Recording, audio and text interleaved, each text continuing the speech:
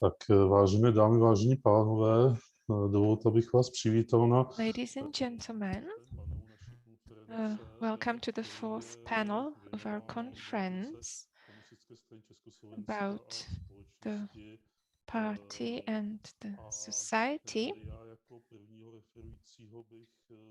Our first speaker on the panel is Mr. Vojtěch Čurda. He's also a teacher of history and social sciences. He also teaches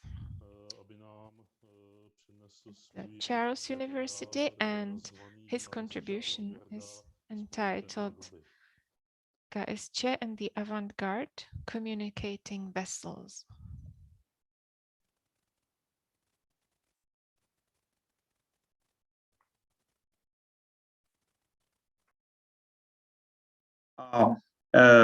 Avantgarda tak je velmi složité, čili já jsem se pokusil vybrat určitý výsek a začal bych tentokrát vlastně... So the topic is quite broad. I will start on the 22nd of January 1950, when a member of the Central Committee of the KSČ, Jaroslav delivered his famous report on 30 years of the development of Czechoslovak poetry at a plenary meeting of the Union of Czechoslovak Writers in the Municipal House. In it, he distinguished two opposing lines of Czech poetry. On the one hand was the Neumann-Volker direction, characterized by historical optimism, materialism, and earthiness, while on the other side lay the blind branch of the existential poetry of František Halas and the avant-garde currents, including surrealism. Symbolically, the Paris-Moscow axis was thus drawn between the two antipodes, artistic antipodes. He focused his criticism primarily on Karel Weige as a distinctive theorist who was to lead many heads of his generation, including Vítězslav Nezval, astray, according to him. It should be noted, however, that Stoll's speech was not only an application of Andrei Zhdanov's thesis on cultural policy and a manifestation of the Sovietization of Czechoslovak culture, it reflected much deeper contradictions within the Czechoslovak left and its discussions and polemics of the interwar period. The question is to which extent avant-garde and especially surrealist currents and radical socialism were continuous vessels.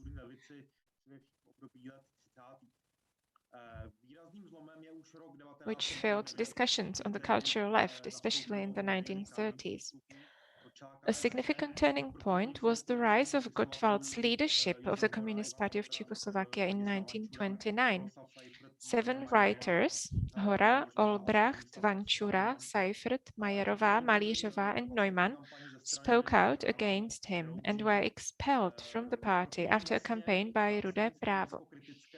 The so-called fundamental opinion of the speech of the 7 was issued by a young generation of left-wing intellectuals such as František Halas, Vladimír Klementis, Vítězslav Nezval, Karel Weige, Konstantin Bíbl, Bedřich Václavek, Julius Fučík, and others.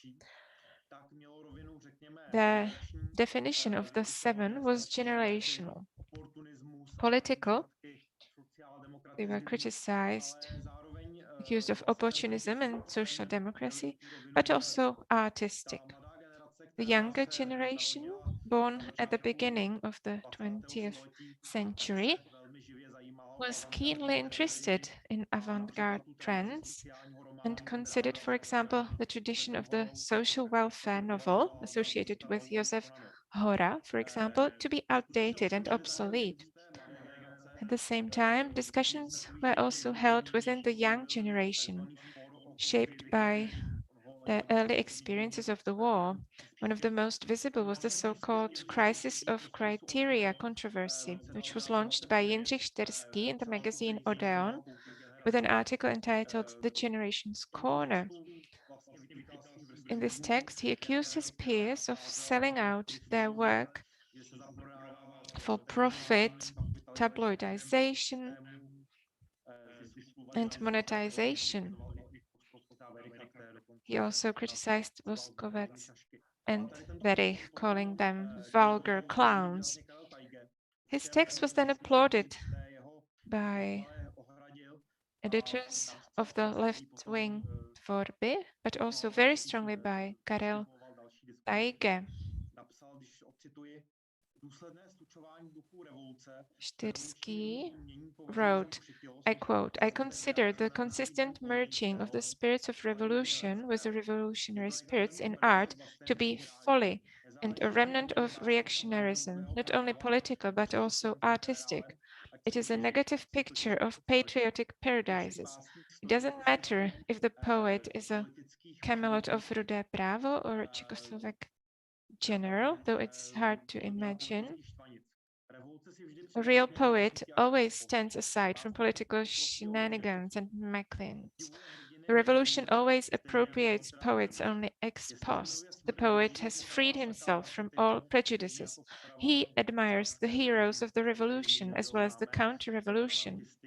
If he loves death, the execution of Sacco and Vanzetti excites him as much as the execution of the Tsar's family. Štyrsky responded to the response to his article. A stormy discussion broke out in which he, Karel Tajge, Ivan Sekanina, and Ladislav Stoll polemicized with him. The latter, however, also at this time reproached Tajge with a certain larpurlartism, which was to lead to the attitudes he now criticized in Štyrsky. The controversy that exposed the contradictions within the young generation of the 1930s was then followed by F.X. Šalda, who 2 years earlier had given Julius Fučík the editor-in-chief position within Tvorba. In the 1930s, the debate about the relationship between Marxism and Surrealism was conducted within the Left Front, an organization oriented towards the positions of radical socialism. The latter defined itself against both the cultural and political establishment of the interwar republic and the danger posed by fascism and Nazi Germany.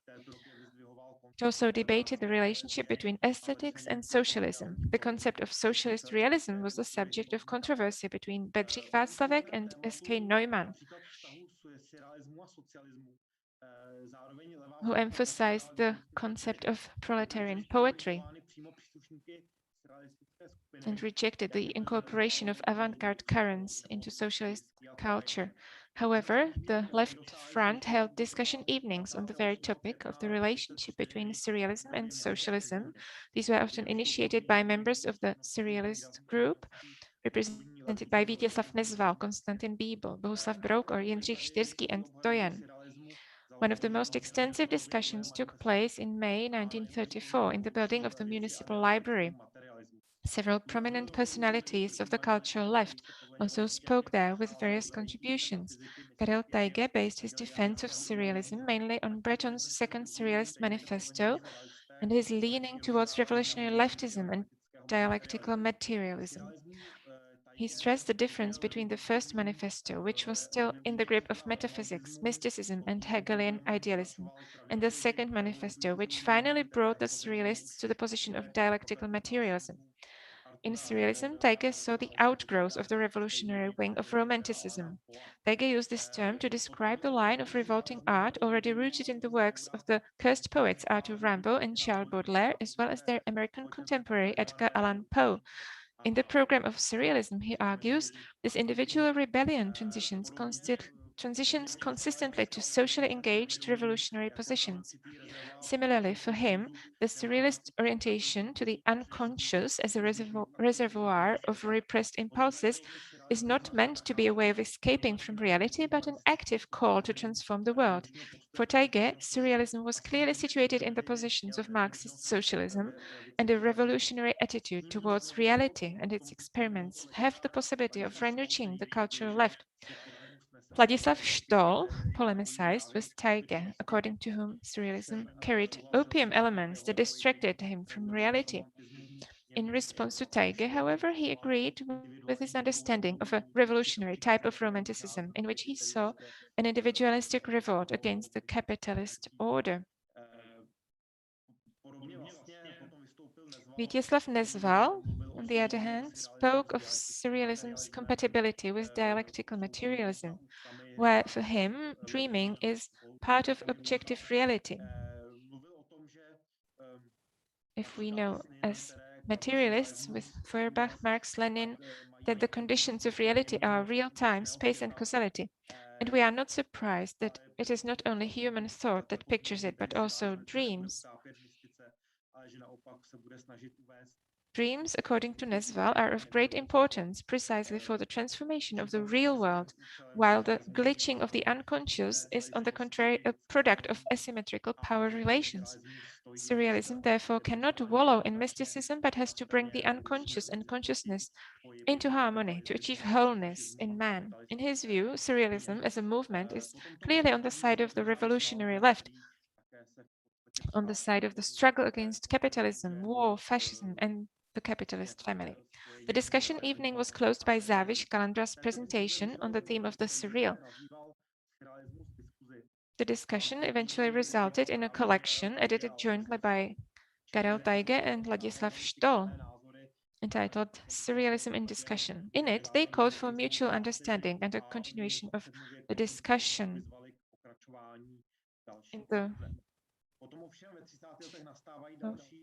A powerful detonator, not counting the earlier dispute over André Gide's report, which eventually proved to be a touchstone in the division of the cultural left, was the Moscow trials during the 1930s.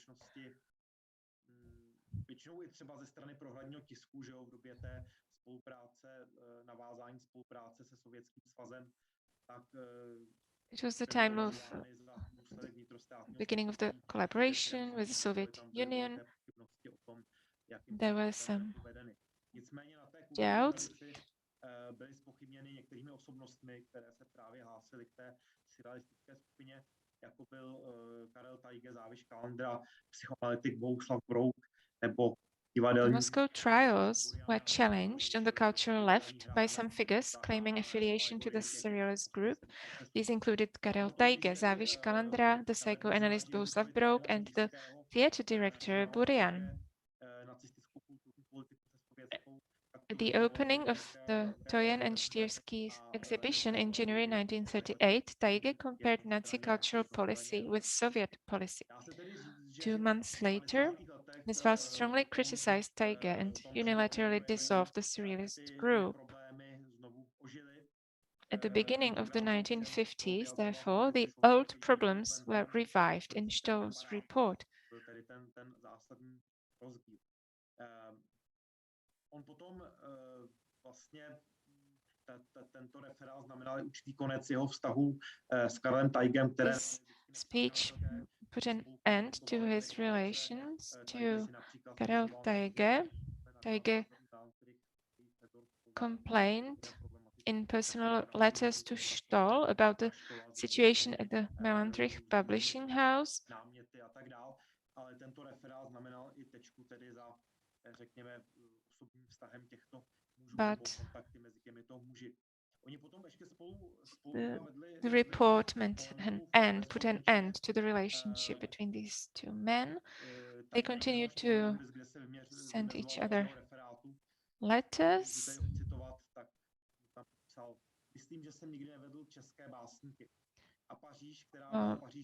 Tajge wrote to Stoll saying, I quote, I don't think I have ever let Czech poets, and Paris, which was the Paris of my heart, was the city of Baudelaire, Rimbaud, Lautréamont, and Apollinaire, and above all of Daumier, Courbet, Rousseau, and not least Picasso. A unique example of Gide's influence in the Davidson literature is Nesval's prose, like an egg to an egg.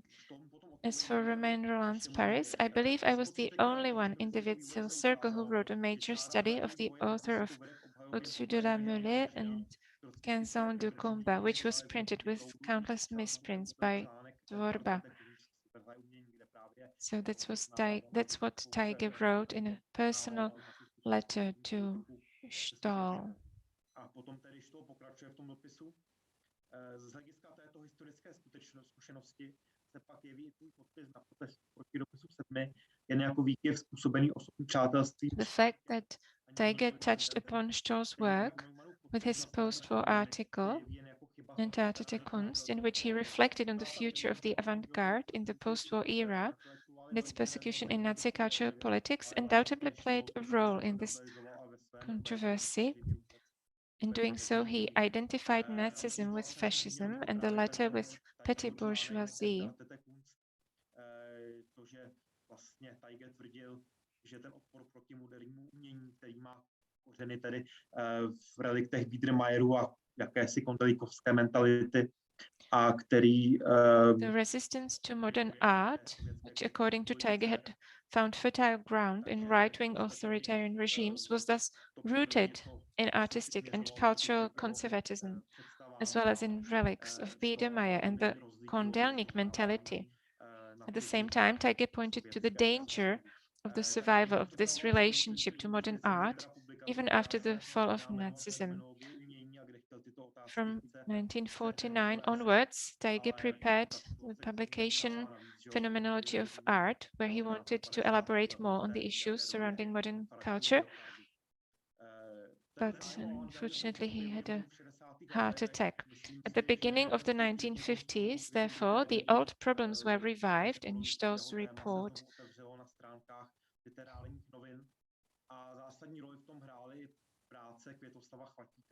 Především teda jeho práce Bedřich Václavek a vývoj moderní. Here I would mention the publication about modern aesthetics.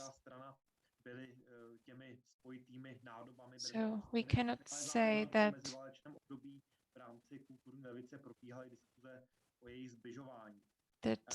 avant-garde,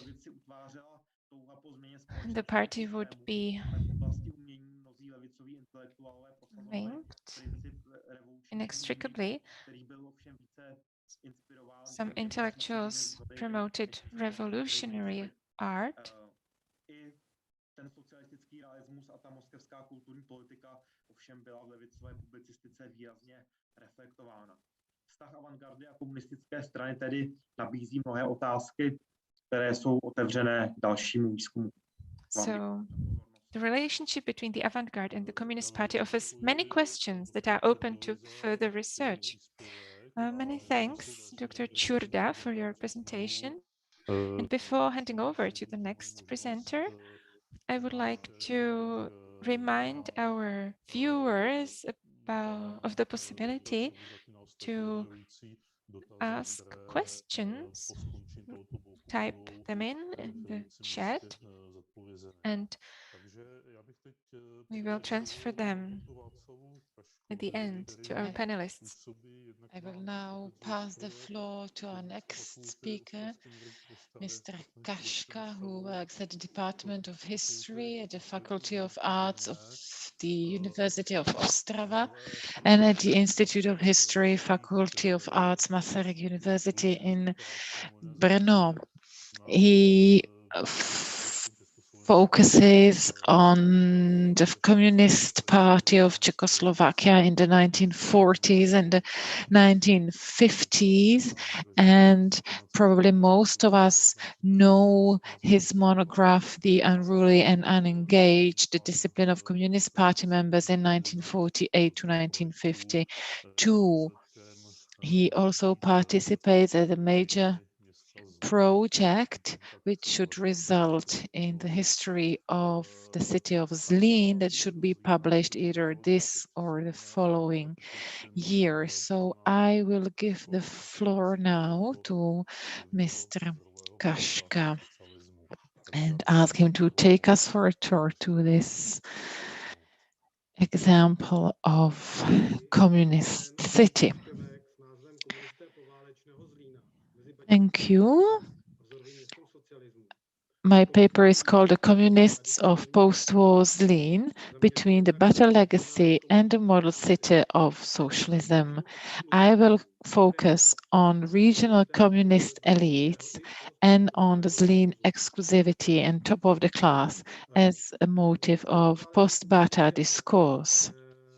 The Zlín post-war elites is the first part of my paper.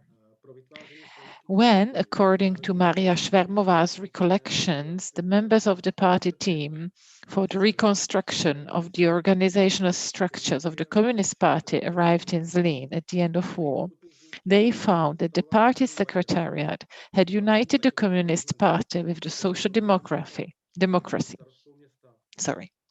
The delegates explained to the comrades that this was a premature step. The second acute problem in Zlín was the Bata concern, controlled by Bata management headed by Dominik Čipera, who remained mayor of the city and negotiated with the partisans, the Red Army commanders, and the new actors in post-war urban politics.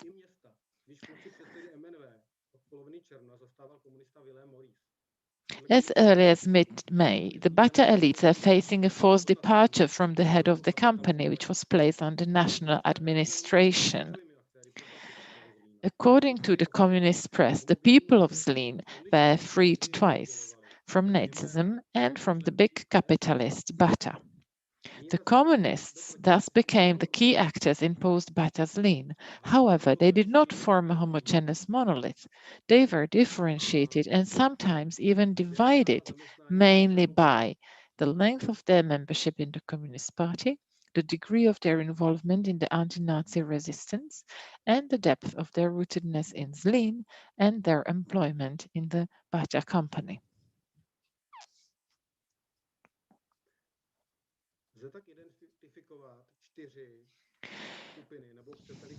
Thus, four distinct groups can be identified. First, Zlín's pre-war old comrades, who identify themselves with the narrative of a huddled and persecuted handful of interwar Bolsheviks, who, as the only ones, fought against the rule of the Bata family, which from 1923 controlled the town hall as well and represented the worst version of exploitation and oppression during the First Republic. Some hardcore communists declared, for example, that, I quote, "This year we will be incorporated into the Soviet Union," end of quote. Only briefly figured in major positions, while others revised interwar sectarian thinking.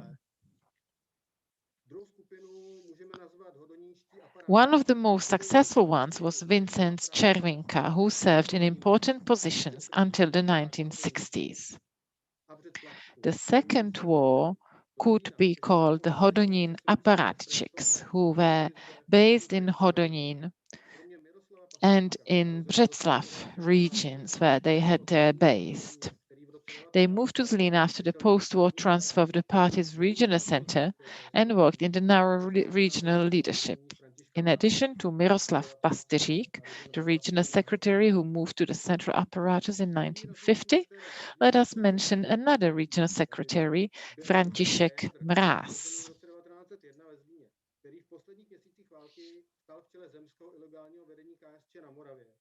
A do roku 1948 zastával funkci předsedy krajského výboru KSČ. Čtvrtou skupinou byli pováleční komunisté z Baťovky. The third group was the Zlín resistance fighters led by Rudolf Raeder, and the fourth, the post-war communists from Bata factory, who joined the Communist Party in 1945 They came to Zlín from different regions and were the only ones who did not go through the anti-Nazi resistance and concentration camps. The two key figures were Ivan Holý, who was hired in June 1939 to Bata, started as a salesman, and in 1944 worked as an export department clerk. He became a national administrator and later on general director of Bata Company. The second one was Josef Kionka, hired to Bata in February 1939. Later on, after war, he became a chairman of the company council and also a member of the regional trade union council and a member of KSČ. Vilém Maurice, who joined the factory in 1940 as electrician, became a chairman of the Zlín Regional Committee after war. The youngest one of Zlín communists was Miloš Jakeš, born in 1922, who was hired by Bata in August 1937.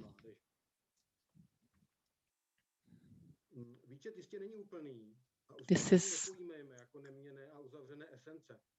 not a complete list, and these groupings are not to be taken as immutable essences. They had their own dynamics and heterogeneous networks of connections. If 1945 was a moment of rapid ascent for all of those mentioned above, after February 1948, some continued their successful careers, such as Jakeš, Červinka or Mráz, while Holý, Kionka and Rédr did not sail through the Scylla and Charybdis of the Stalinist purges.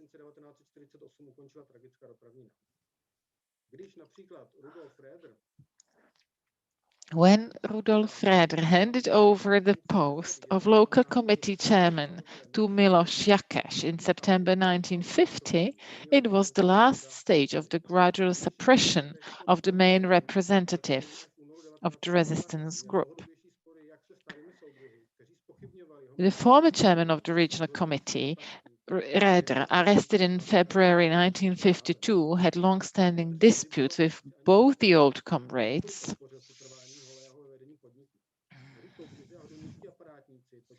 and with the secretary of the regional committee, František Mráz.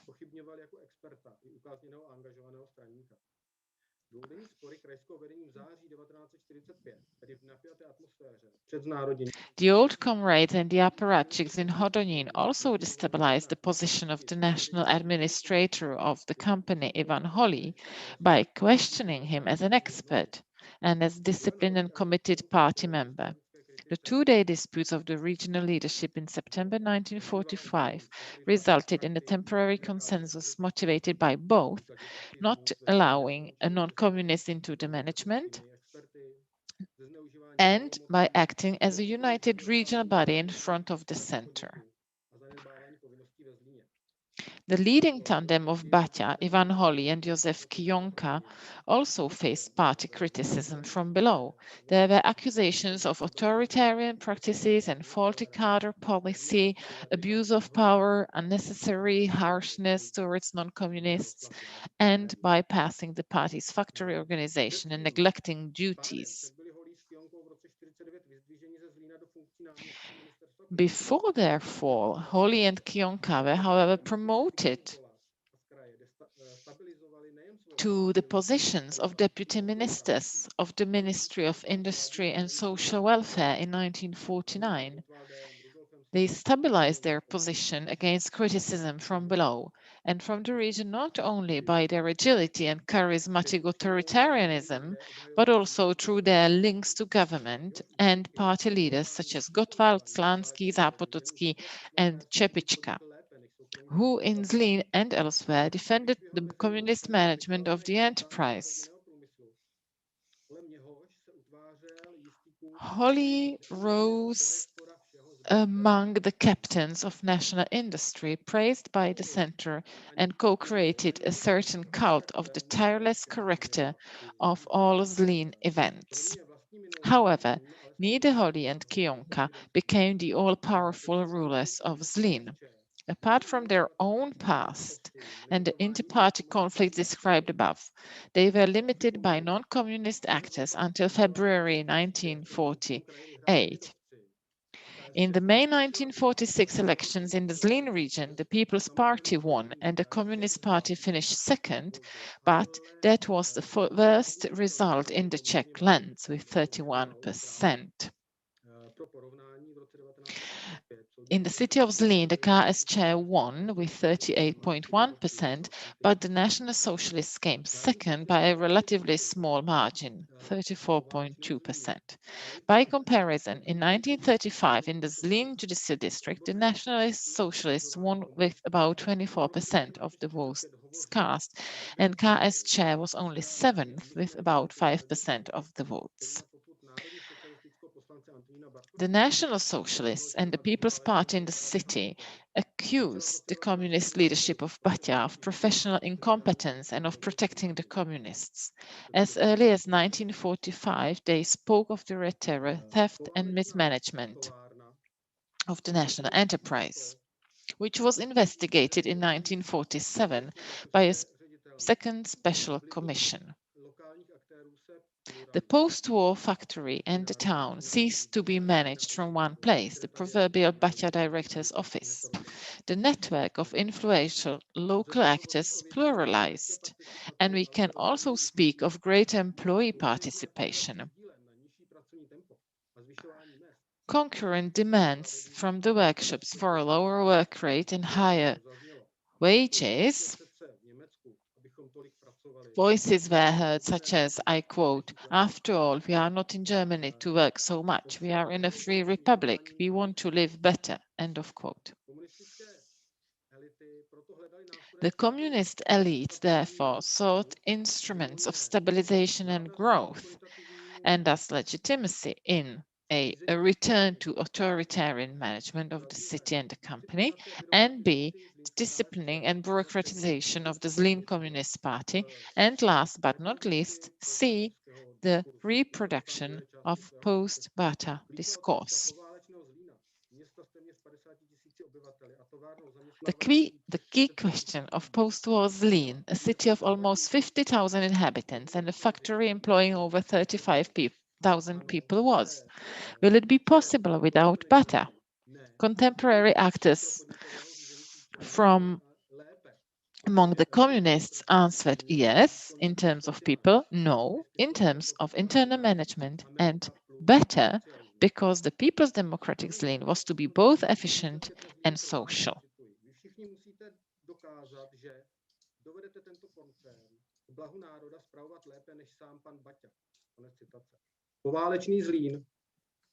The post-war Zlín was to be built on Bata's expert heritage, but cleansed of so-called capitalist vice and loyalties to Bata's management, as Antonín Zápotocký declared in April 1946. I quote, "Old Zlín was to a certain extent a miracle of modern technology and rationalization, but it was also a demonstration of the most modern capitalist exploitation. We do not want to dismantle the technical conveniences and advantages of the rationalization of the labor process." End of quote. A post-Bata discourse, which contained motives and narratives of both the Bata discourse and the People's Democratic discourse, was born. It became one of the pillars of stabilizing and legitimizing the rule of the post-war Zlín communist elites.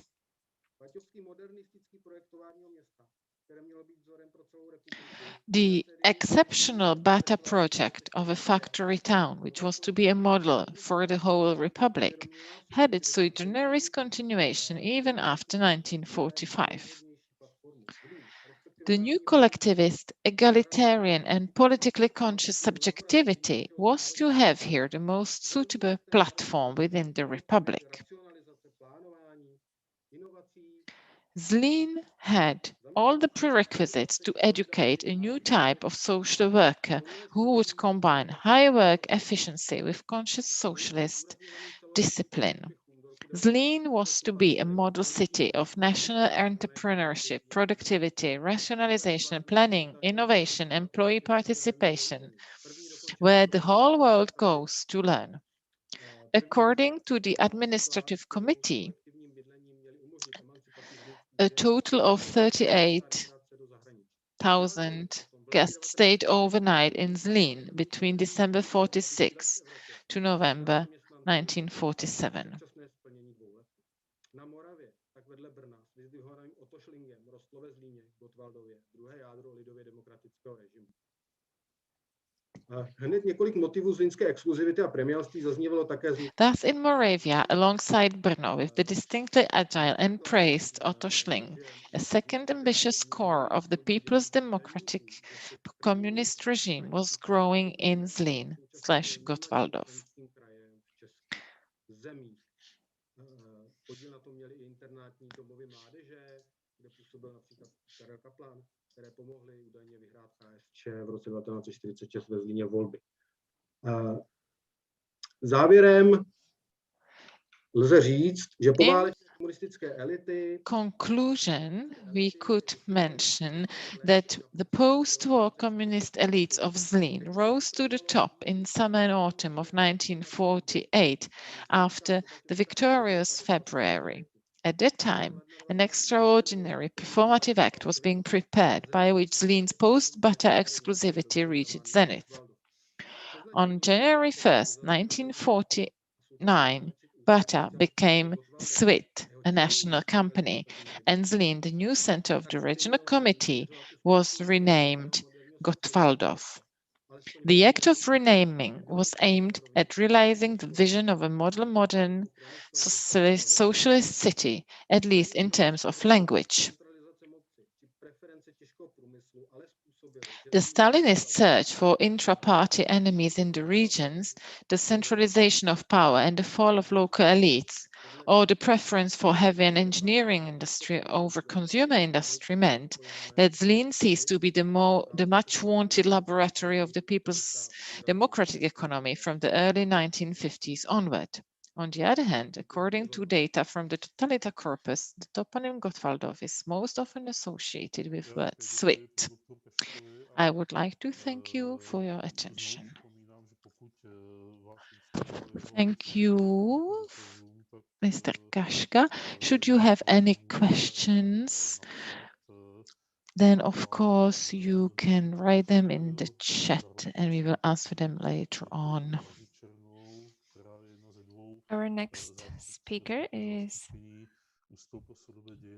Černá from the Institute for Contemporary History of the Czech Academy of Sciences. Dr. Černá focuses on the topic of cadre work in communist Czechoslovakia, purges, and I believe this will be a very interesting presentation. The floor is yours. Ladies and gentlemen, good afternoon. Many thanks to the organizers. Thanks for having organized the conference under these difficult circumstances, and hello to all our viewers on YouTube. So when we consider the period of Communist Party rule, a specific, pervasive and very complex cadre system is inherent. Cadre system or cadre work. At the macro level, it involved the planned distribution of manpower. At the personal level, it meant above all the supervision of the biography of individuals, the continuous examination of the political reliability of broad sections of the population, and its active formation. At the institutional level, it involved reporting on the desirable composition of the politically committed workforce. cadre policy included concepts such as cadre departments, cadre materials. Here you can see an example of a cadre file of an engineer.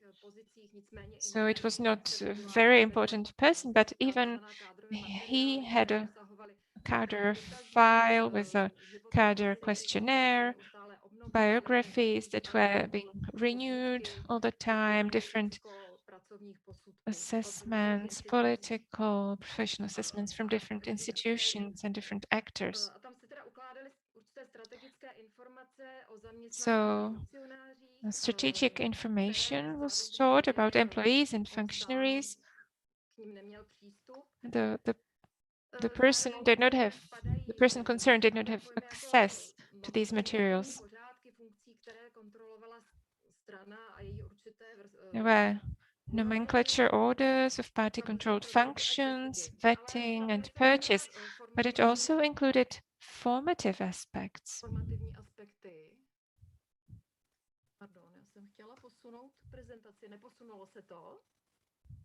I'm sorry, I would like to move to the next slide, but it's not working. I will try to reload it.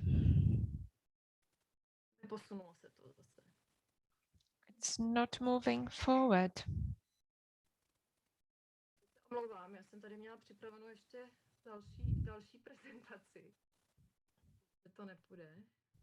I'm sorry for this. Okay, I will speak without the presentation.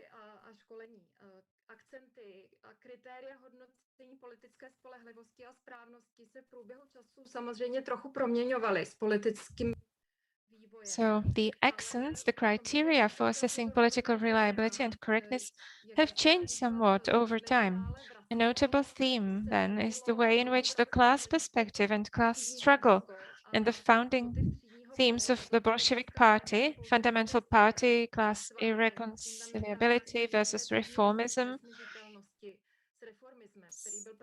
subsequently denounced as opportunism with notorious regularity, emerged, diminished, and re-emerged.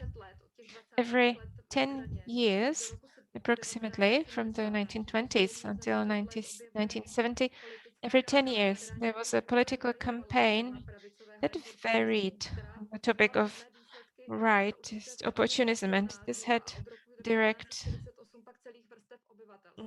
consequences. However, the principles and institutions of cadre politics established in the early days of the regime remained the same in their fundamental outlines. In this system, the Communist Party, its organs, committees of organizations, and individual officials and members had a specific place. In relation to individuals holding certain positions, they were obliged by the nature of the cadre orders created by the party leadership to have approval or at least a competent voice. This principle went from the presidium of the Communist Party of the Central Committee to the committees of the factory organizations and specific institutions. Among the actors of cadre work who actively entered into the comprehensive assessment of individuals, that is, cadre and managerial workers or functionaries of relevant mass social organizations, party functionaries were more equal among equals. For example, they had access to all information, assessments, and cadre materials. But assessments procured along party lines were to remain for the use of the Communist Party and were filed in the records of the relevant party committees. It's a pity that I cannot show you an example of this double approach where with two assessments. One was an assessment required by an elementary school, which required an assessment of the entire family, assessment of her mother, which went along the party line. So it was required by the basic organization of the institution where the mother worked, and then it followed the party line. And on the other hand, the other example was it was the same case, a pupil applying to secondary school, and that one followed the state line. So the assessment was asked from the National Committee, an assessment of the parents. So these were two parallel lines. And the final verdict and the final decision on recommending the pupil or not was up to the school management. So the party was hidden in the process.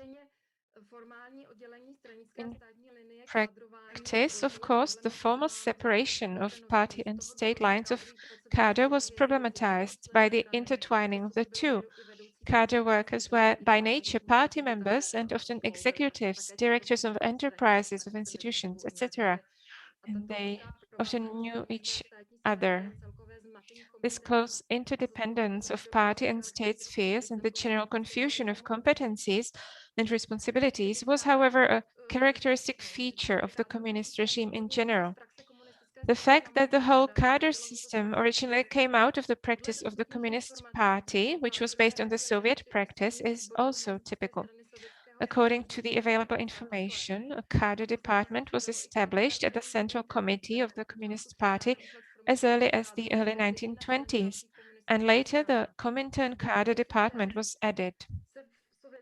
From 1936 onwards, the theme of the struggle against internal enemies was accentuated in the USSR, and it was in this context that the mass Stalinist purges of the second half of the 1930s were foreshadowed.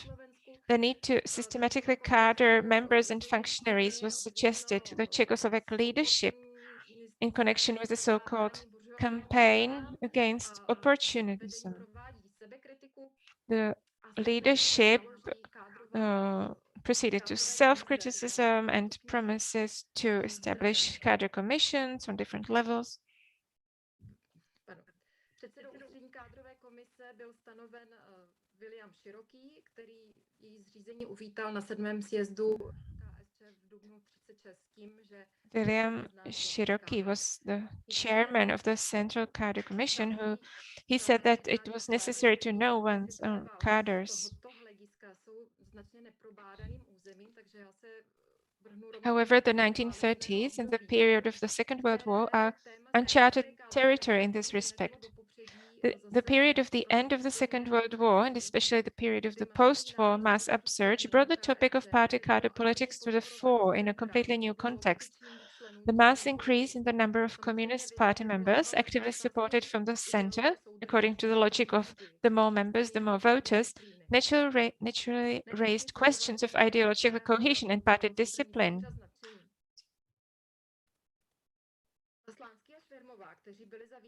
Slansky and Čvermová, who were responsible for the party's construction, had clear ideas and goals. The largest possible number of members, a functional basic organization in every municipality and every important enterprise. At the end of 1947, as mentioned by Standa Kokoška this morning, there was indeed a basic organization in 96% of the communes, and the mass of 1.3 or over 1 million members in the party, which was a significant source of finance.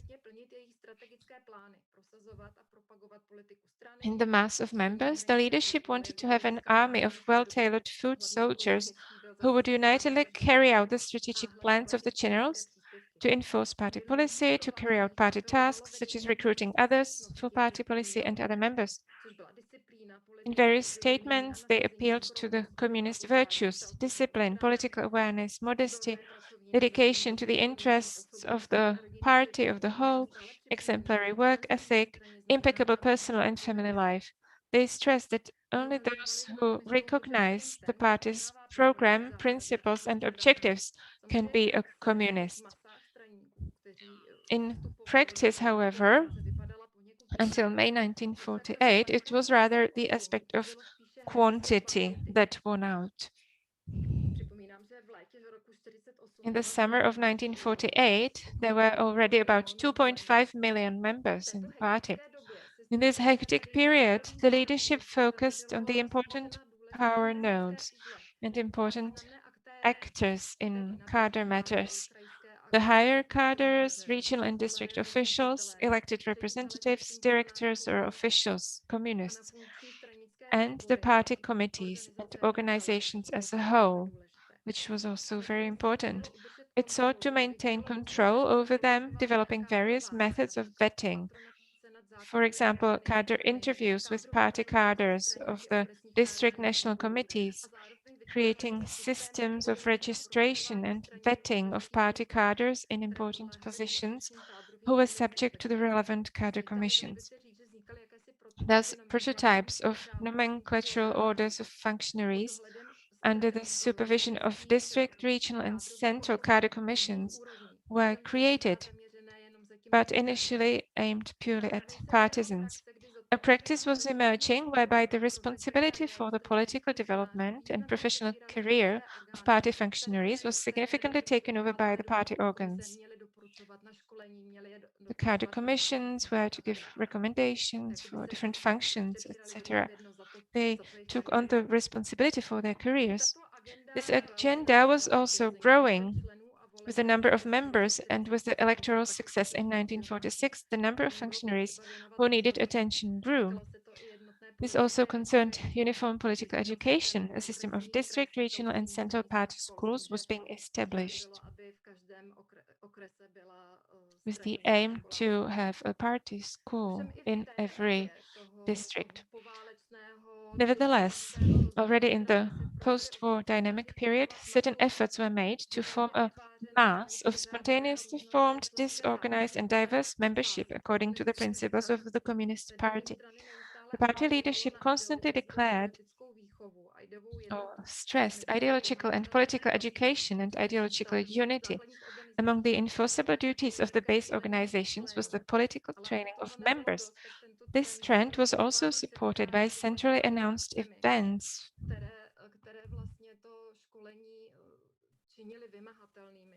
This made the training enforceable.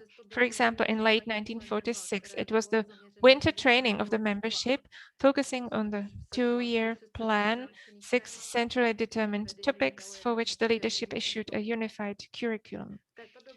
At that time, it was also decided that party members should study the history of the All-Union Communist Party of the Bolsheviks. Lists of compulsory reading were compiled. So-called Gottwald libraries were established and corps of clerks were set up and trained.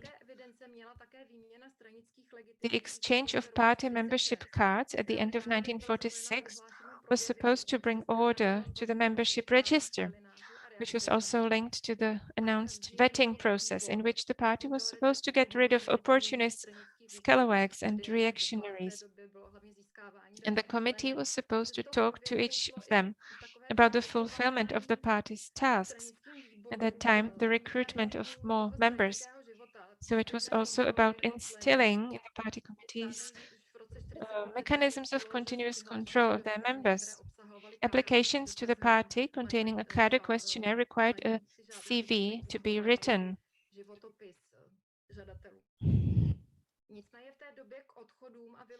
But resignations and expulsions were quite common at the time. And the growth of the party was an open and dynamic process with a lot of permeability between members and non-members. The cadre commissions set up by each party committee faced major organizational and personnel problems, including the absence of clear criteria for who could and could not be a party member. Nevertheless, they were a compulsory and required organizational component. At this time, it seems that the aspect of moral integrity was more likely to be applied. Various transgressions that aroused public outrage and potentially threatened the party's reputation, typically drunkenness, were dealt with. For example, in April 1946, the District Cadre Committee in Mělník ordered the local Communist Party organization to expel a member who got as drunk as a skunk at a party ball and provoked a brawl among the guests. It justified this by saying, "It's not possible for members of our party to be alcoholics and troublemakers." The leadership also tried to bind the party members more firmly to their party duties by systematically introducing intermediaries between the party member and his or her organization. They were called tens men. After February 1948, the rapid growth of the party ranks continued up to about 2.5 million in the summer of 1948.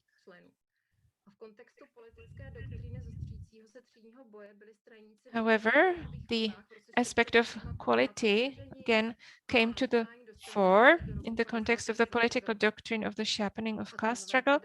Party members were vetted in 2 waves and admission to the party was halted until 1951.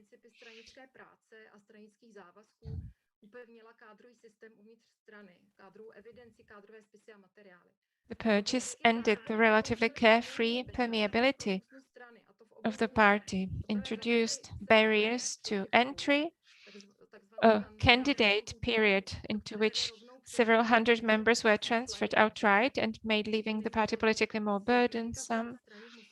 The purge created a category of excluded or dropouts, numbering several hundred potentially stigmatizable people. Česká zároveň vytvořila kategorii vyloučených, případně vyškrtnutých, která čítala několik set tisíc potenciálně stigmatizovaných lidí. V té době už se připomínalo Ždanovo heslo, že vyloučení Ždanov's slogan was reminded at the time that expulsion from the party meant political death. And being expelled from the party was worse than never being a member of the party. This view remained. We know this in relation to the purchase from the 1970s. This view of the exclusion also applied to voluntary leaving of the party, because the general view was that you just don't leave the party. Formally, this was stated in the statutes, where the possibility of leaving the party voluntarily was not even included, as if it was not a possibility. This practice remained until the summer, and this made the membership quite neurotic, and a former member of the party said or commented on this, that leaving the party was worse than stealing butter in the local grocery store, and there was no way back once you left.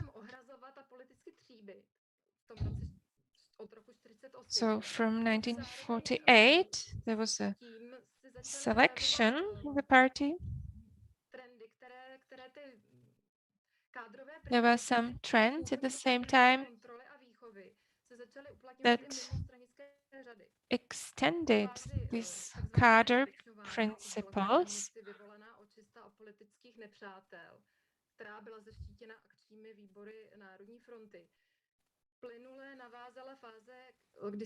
So then came the phase of the institutionalization of the cadre system.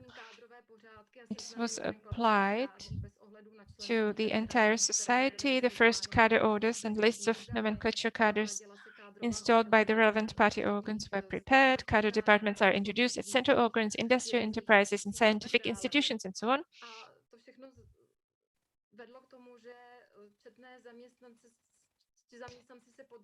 And this meant that numerous employees had to subject to comprehensive political control. they were forced to identify, at least outwardly, with the policy of the Communist Party, to conform to its aims, actively subscribe to its objectives, enter into labor commitments, and to show a commitment not unlike that of the exemplary party members hitherto. It introduced compulsory political training for the various layers of the population, employees and workers, where they were introduced to the basics of communist ideology, and above all to the politics of the Communist Party. So they were drawn into politics. The trainings were often of the boarding school type, where the people had to conform to the principles of communist togetherness. And it was a good occasion for verifying these people, punishing them. I'm sorry, but your time is up. Yes, yes. So political training is soon prepared for all ROH members in order to explain the principles of new trade union policy, which would not defend their interests directly anymore.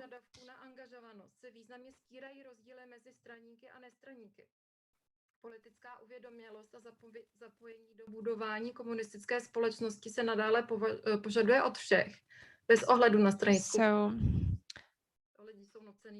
Although there may not have been fundamental differences between party members and non-party members in terms of awareness, loyalty, conviction, and commitment to work for society, the party jealously guarded and claimed its members.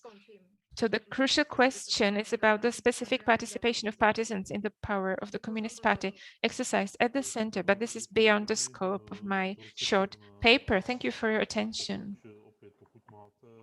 So again, should you have any questions, you can write them and send them to us, and then we will answer them later on in the Q&A session that will follow. I will now pass the floor to Marek Jansa, who is now doing his PhD at the University of South Bohemia in České, Budějovice, and the current topic of his research is the socio-economic aspects of the life of the inhabitants of the so-called Vierkanthofs during the 19th century. However, today he will speak of the party of the Excluded in Šumava. Thank you. I hope you can hear me and see me.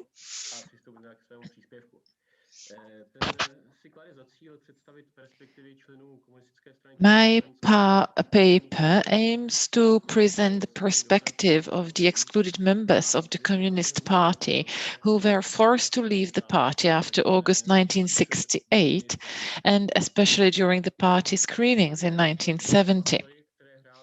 In it, I will attempt to present some of the factors that played a role in their later lives and the strategies that were employed in an attempt to mitigate the consequences of the party's punishment. I will then attempt to outline the role that former rank-and-file party members played in the process of consolidating the normalization regime in Czechoslovakia. The fates of the expelled communists from the South Bohemian districts of Český Krumlov and Prachatice will serve as an example reconstructed on the basis of archival materials from the district and regional committees of the Communist Party of Czechoslovakia, mainly appeals and complaints supplemented by state security materials and personal testimonies of witnesses. Both districts were characterized by increased civic activity, which was nevertheless comparable to other rural areas of the country. But the revival process of the Prague Spring did not translate into significant changes in district party hierarchies. As far as the effects of the post-war period on the membership base are concerned, they are also not out of line with national averages, both in terms of the number of voluntary departures from the party and the results of the 1970 party inspections. These have hovered around 20% of those expelled and dropped in both districts, 16 to 17% dropped, 3 to 4% expelled. As elsewhere in the country, in Šumava region, we can also encounter stories of social marginalization, professional degradation, and ostracization, as we know them from the fate of many exposed representatives of the Prague Spring. These mainly concern functionaries of the district or regional apparatuses in the Communist Party. The fate of Ivan Nový, a teacher and writer from Horní Planá in Šumava, is a case in point. Nový had been active in the Communist Party since 1946. However, he was expelled from it in 1956 for a speech criticizing the cult of personality. This punishment was subsequently reduced to a party reprimand, and Nový became more active again during 1968. His party activity culminated when he became a delegate to the 14th Vysočany Congress. After April 1969, he publicly criticized the new leadership and was expelled from the party before the actual party screenings. After he was removed from his position as headmaster, he left the Horní Pláň elementary school. He was not allowed to join another school due to his cadre profile. Nový then found a job with Czech Railways as a railway worker. He is a writer, a publishing writer, but since he got on the list of right-wing opportunists and organizers of anti-socialist and anti-Soviet campaigns, and thus on the radar of the state security, he reacted by retreating to the privacy of his cottage in the middle of Šumava forests, limiting his social contacts and writing without publishing. A similar fate awaited Jan Oliva, who had long served as a director of the primary school and as ideological secretary of the district committee of the Communist Party of Czechoslovakia in Prachatice. In the spring of 1968, he attended a meeting of the municipal party committee, where those present agreed to criticize the district secretary and demanded his resignation.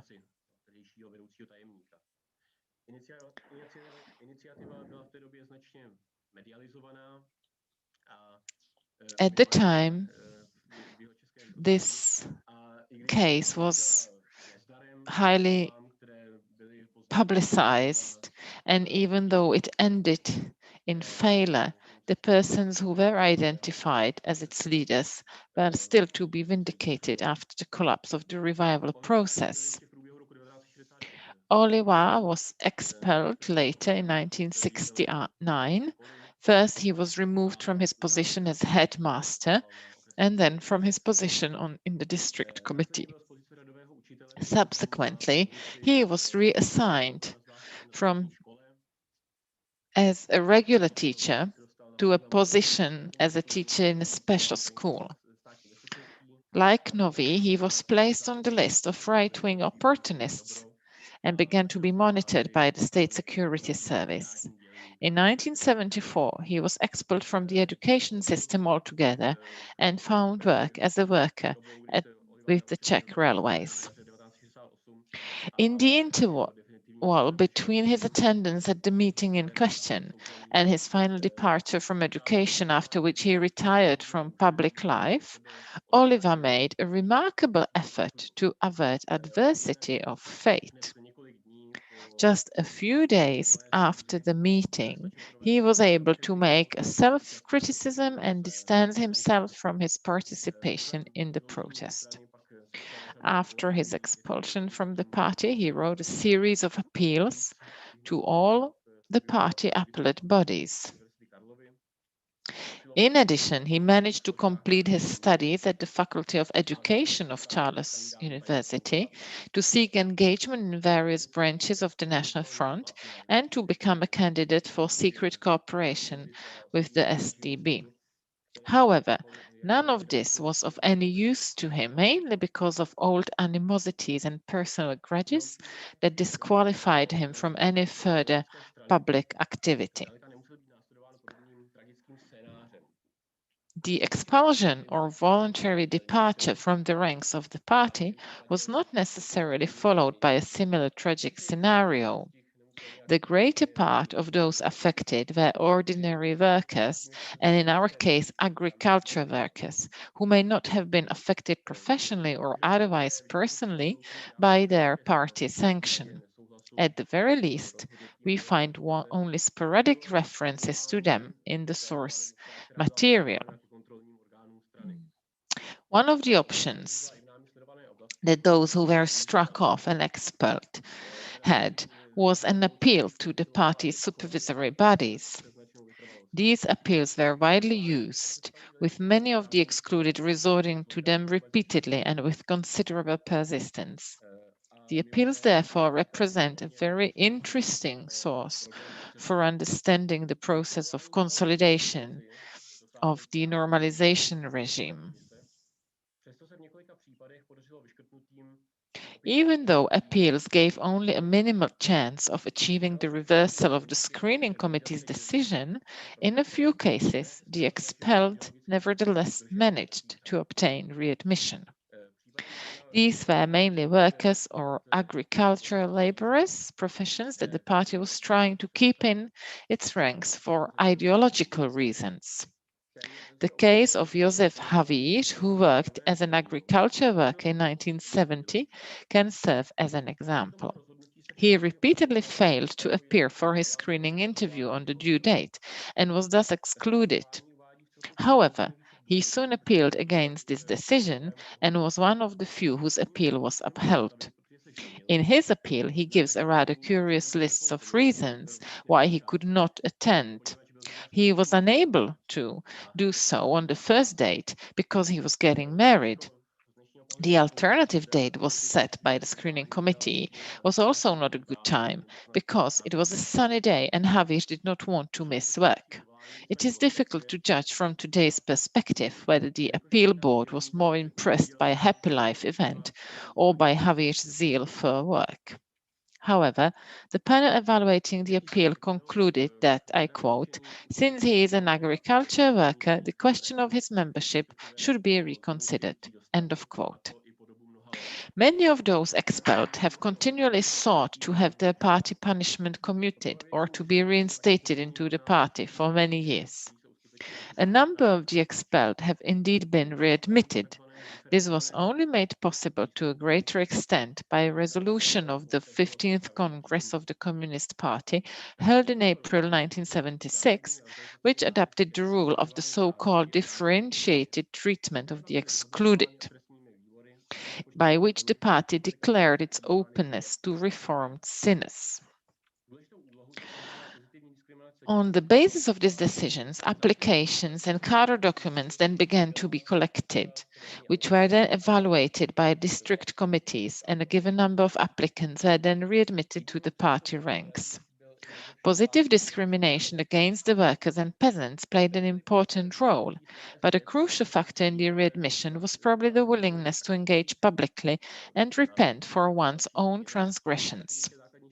One of those readmitted was Josef Šafránek from Prachatice. Despite his expulsion from the party, he was retained as headmaster of the elementary school in Prachatice. He stayed in the position of headmaster until the end of the school year 1976.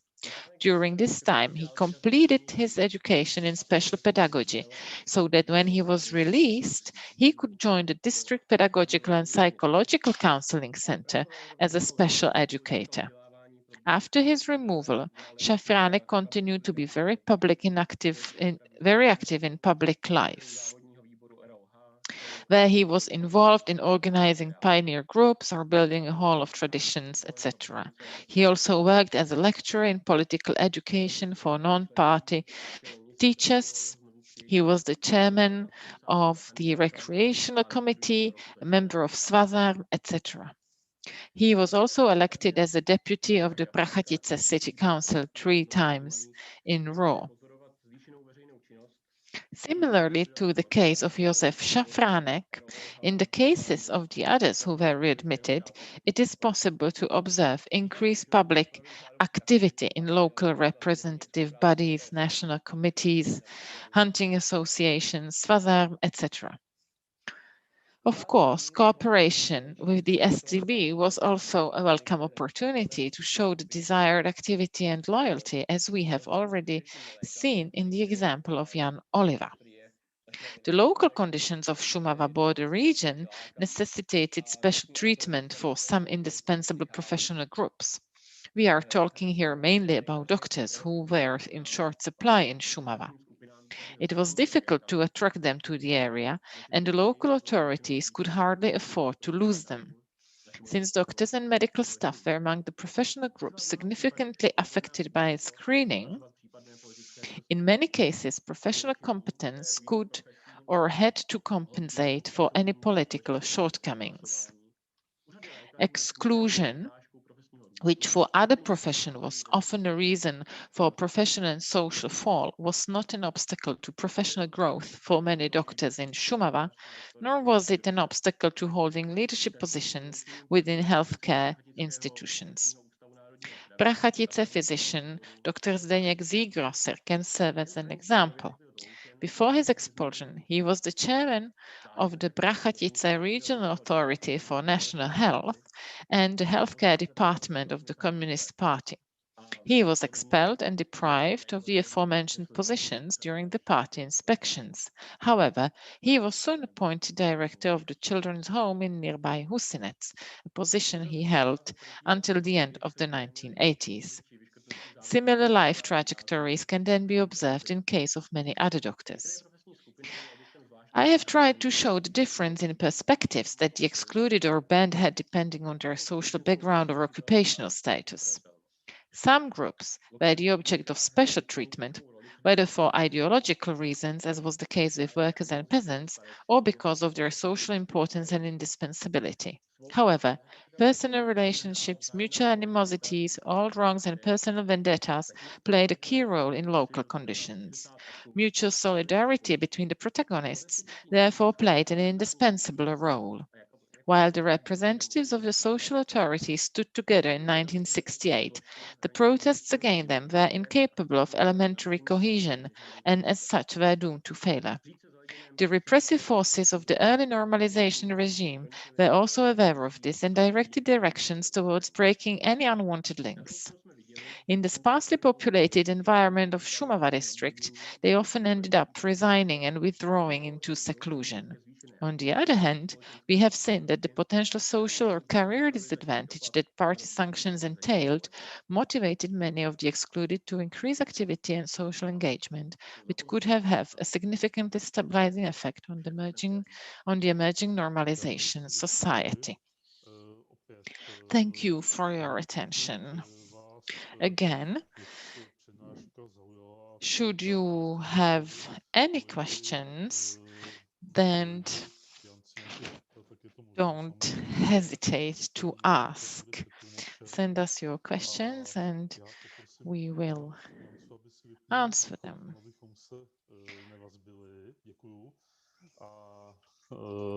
Teď bych dal slovo poslednímu.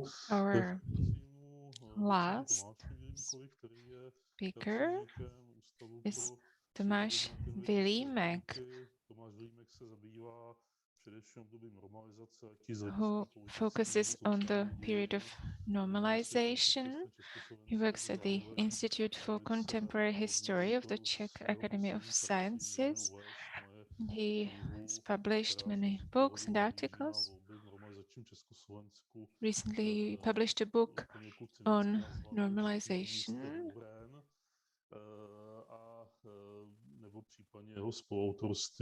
He also co-authored a monography on the period between 1969 and 1993. also published an edition on the complaints of citizens addressed to the KSČ leaders.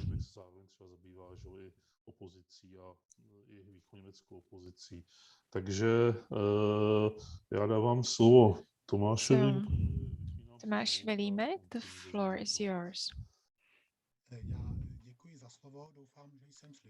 Thank you very much. I hope you can hear me.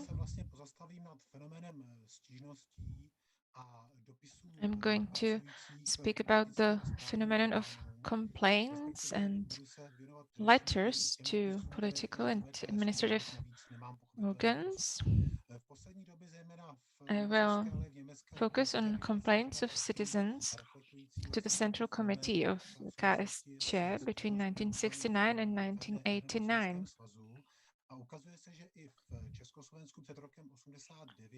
The phenomenon of complaints and in general letters from citizens to political and administrative authorities and their representatives in communist countries has been the focus of scholarly interest in recent years, especially in the GDR and the USSR. Before 1989, the right to constructive criticism was repeatedly emphasized as an integral part of socialist democracy. State and economic authorities were obliged to receive and ensure the correct and timely handling of complaints and communications from all workers without the threat of any direct or indirect sanctions. In addition, a government decree of October 1958, which remained in force throughout the normalization period, expressly prohibited complaints from being referred to or dealt with by the organizations against which they were directed. In practice, however, it was often different. A citizen's complaint was dealt with by the authority that was the subject of the criticism, and this led to work sanctions and bullying. Many citizens therefore appealed directly to the Central Committee of the Communist Party of Czechoslovakia or to the President of the Republic in the hope that they would be able to achieve their desired goal more easily and sometimes even overcome the power of the gangs at the district or regional level, which is a term used by a writer in a letter to Miloš Jakeš in March 1988. Complaints were given considerable attention by the KSČ, and in the eyes of the party leadership, complaints had several functions. First of all, propaganda and control.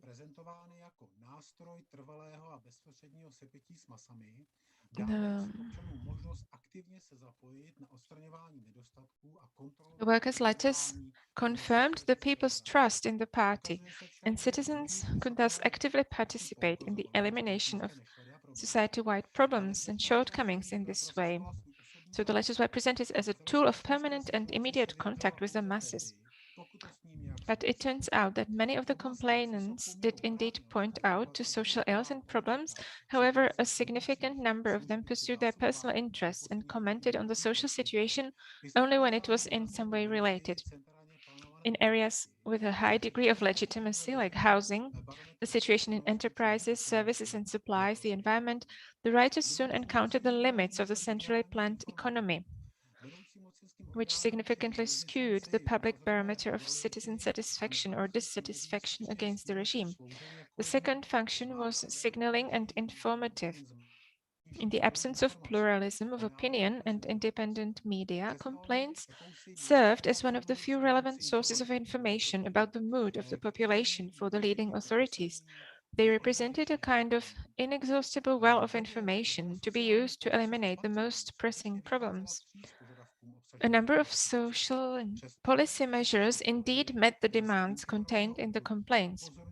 Nevertheless, all the analyses of the period under review point to numerous shortcomings in the handling of these complaints, whereby the measures taken usually took into account only specific cases and did not address the broader context of the phenomena criticized, which led to the frequent repetition of complaints about the same sets of problems like housing, pension, supply, etc. And this continued well until the 1950s. Citizen complaints represented not only a specific soft stabilizer of power, but also remarkable and in a way the most intense interaction with the citizens, who gradually created some sort of culture of complaint, which, according to British historian Mary Fulbrook, was characterized by the acquisition of a specific language and discursive competencies that allowed the use of official ideological promises to promote their own interests. For many writers, the top party leadership represented the last resort from which they hoped to resolve protracted disputes or current problems. Convinced of the supremacy of the Communist Party's power, they expected a final resolution of their issues and were often greatly disappointed when the demands made were not met. Although it was possible to set things in motion, so to speak, in this way, many requests also encountered limits of an economic and political nature, and most of the complaints addressed to the Central Committee were therefore forwarded to the competent lower bodies for processing. It should be added that most citizens wasted no time in writing complaints and preferred to use unofficial channels, like help within the family, client relationships, and the widespread use of bribes. The number of letters addressed to the Central Committee of the Communist Party of Czechoslovakia fluctuated and was influenced not only by internal political problems and events, but also by the foreign policy situation.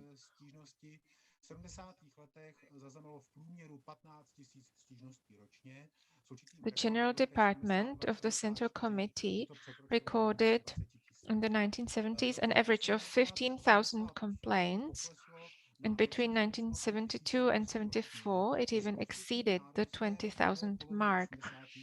In 1980 to 1988 it was nearly 8,500 letters a year, with a gradual increase in the second half of the decade, which peaked in 1988 over 13,000.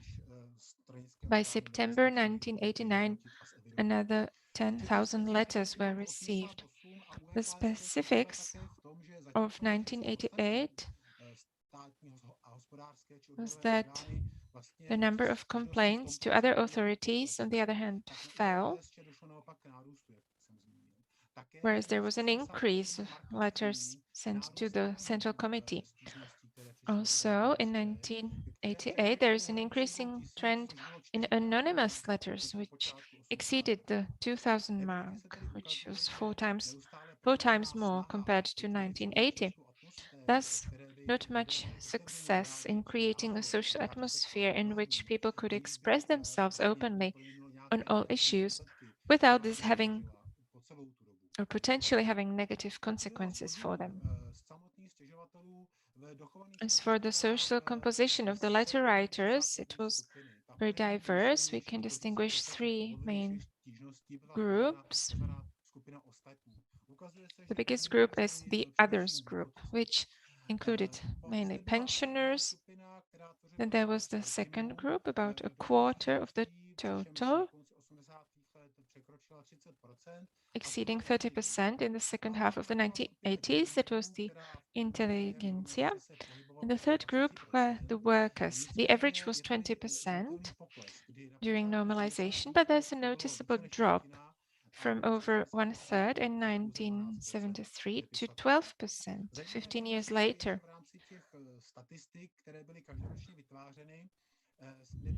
Each year, statistics were made, but membership in or data on Communist Party membership and gender were not recorded.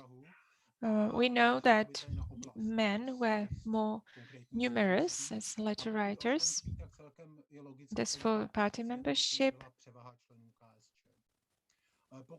more letter writers were members than non-members. Thematic focus of the letters received by the Communist Party leadership was very diverse.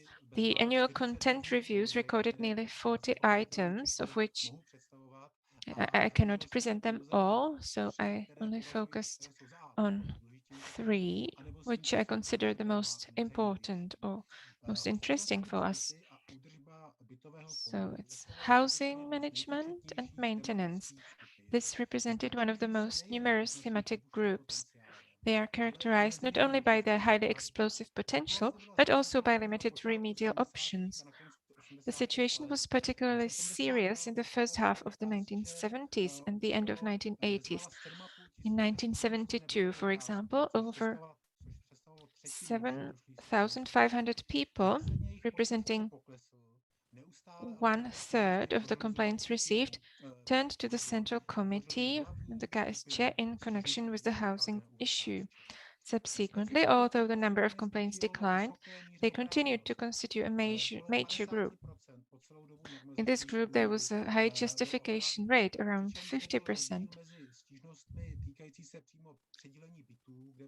There was a difference between letters asking for an allocation of a flat, and there was about 50% of legitimacy, and then there were demands for repairs. And there the legitimacy was about 60%. Alarmingly, these were often young working class families with children or newlyweds or divorced couples.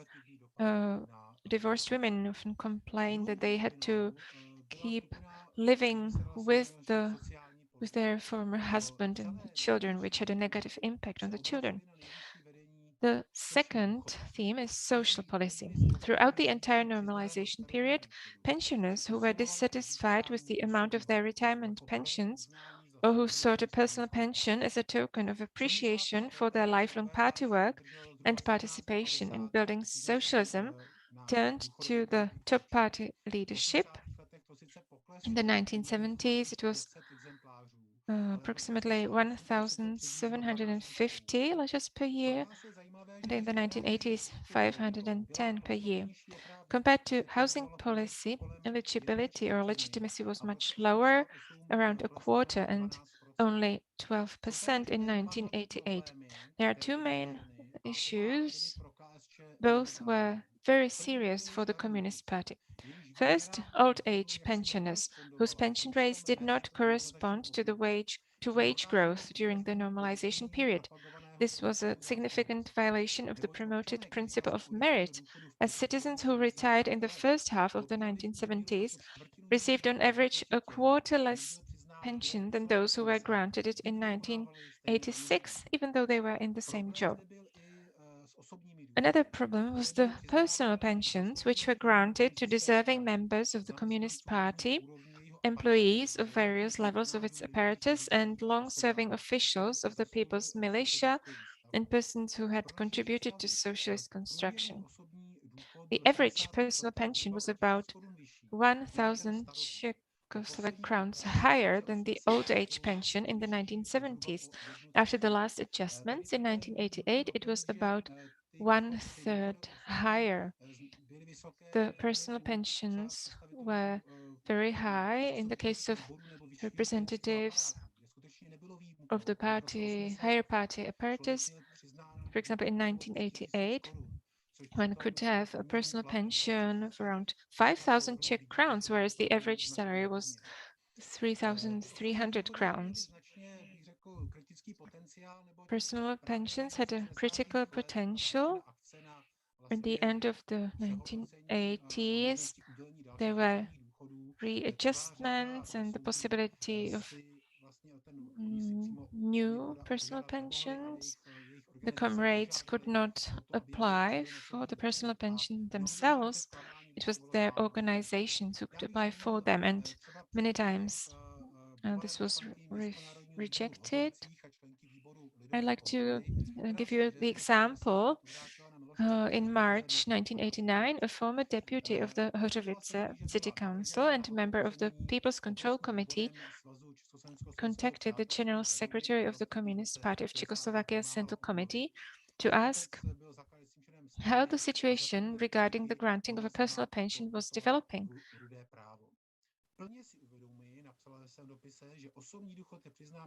In her, so She wrote in her letter, "I'm fully aware that a personal pension is granted primarily for direct participation in February 1948. I'd like to point out that I was on maternity leave at the time. Together with my husband, a member of the SNB, a member of the Communist Party of Czechoslovakia, we raised 3 children, members of the Communist Party of Czechoslovakia, who today are actively involved in Communist Party functions and National Front organizations."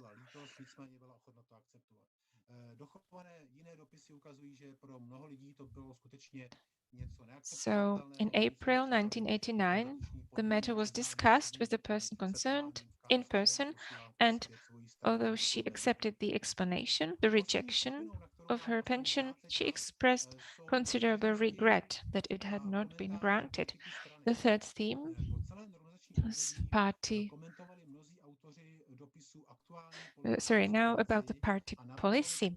Throughout the normalization period, many letter writers commented on the current political situation and proposed various solutions. The number of letters rarely exceeded 200 a year, but in 1988, the number exceeded 900, which was almost 10 times more than in the previous year. This trend continued in 1989 with almost 1,200 letter comments on party policy in the first 10 months. During this period, it was not only the sheer number of letters that increased, but above all the degree to which they were critical and outspoken. Increasingly, the writers expressed their concerns and fears, complained about the lack of up-to-date information, questioned the slow pace of reconstruction and the deepening economic, environmental, and social crisis. In principle, several different groups of writers can be mentioned. Representatives of one of the groups reacted very critically to the ongoing democratization and accused the party leadership of passivity in the fight against the enemies of socialism, who allegedly exploited pressing social problems to destabilize it. Many of them warned of the danger of a repetition of the crisis years of 1968 and 69, invoked the validity of lessons.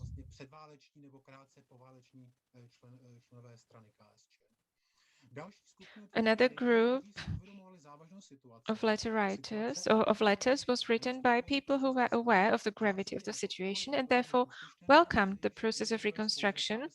In principle, they did not doubt that only the Communist Party could bring it to a successful conclusion, but they did not hesitate to express certain doubts about the forms of its implementation so far, sometimes pointing out the limits of party politics and its detachment from the majority society.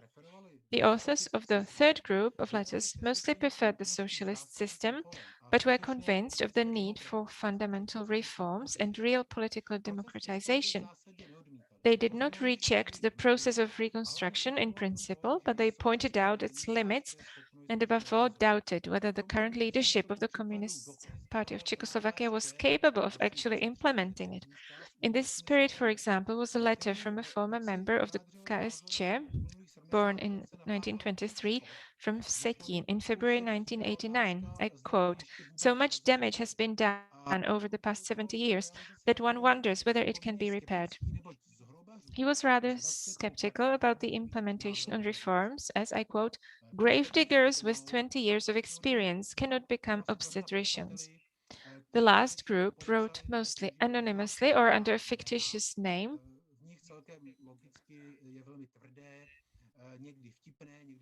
Here we find a clear rejection of the Communist Party and its policies, both witty glosses and vulgar rants, marked from hostile and anti-socialist positions. These were often filed and made available to the Federal Ministry of Interior.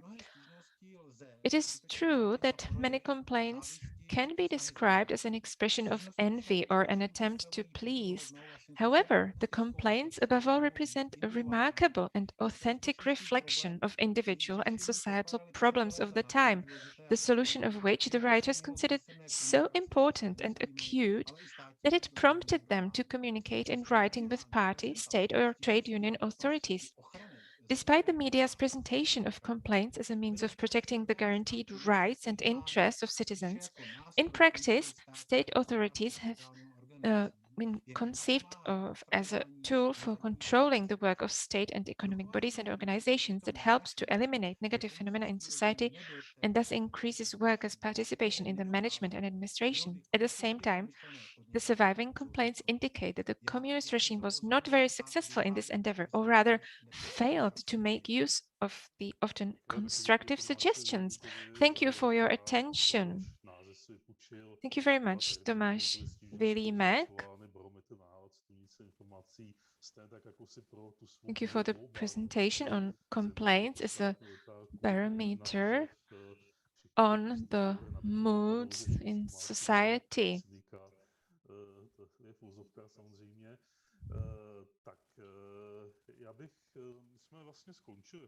So this was the last presentation of the panel. And now is the time for our Q&A session. Before I start reading the questions asked, I would like to give space to you, whether you have a question that you would like to ask of your colleagues.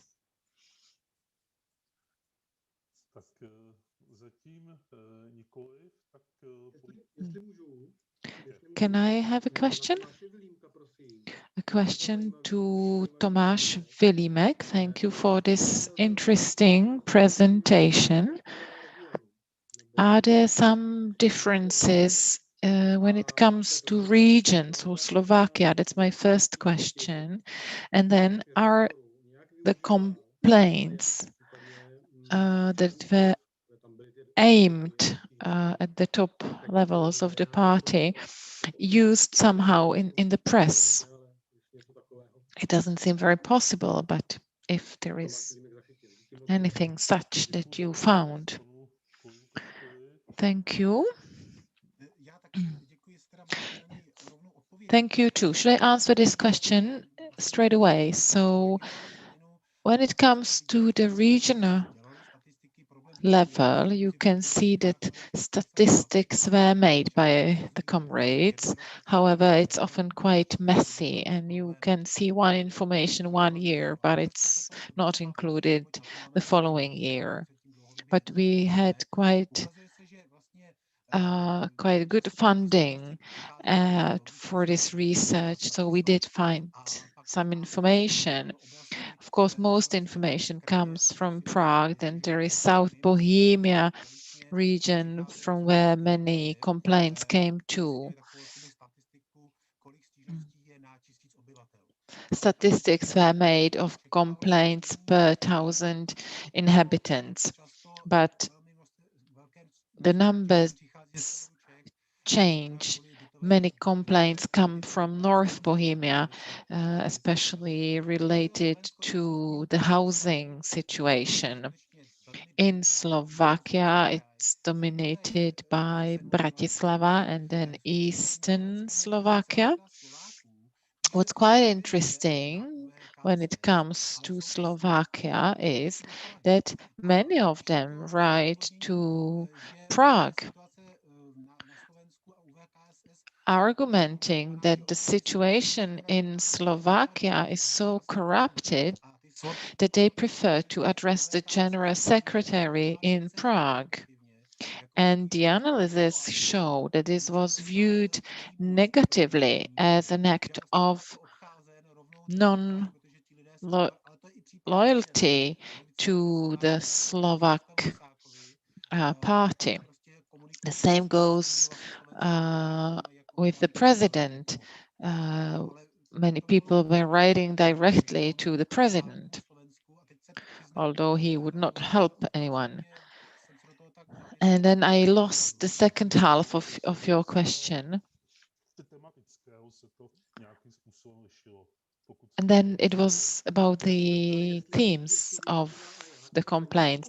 Oh no, I was asking about how the press used those complaints. If for sure it used it in some phases, especially in the mid 1980s, there were articles published in the Rudé Právo daily, quoting the complaints, because many people were sending their complaints to Rudé Právo, and they would also publish how the situation was redressed. But of course, there was a pre-selection made to show better how things were dealt with.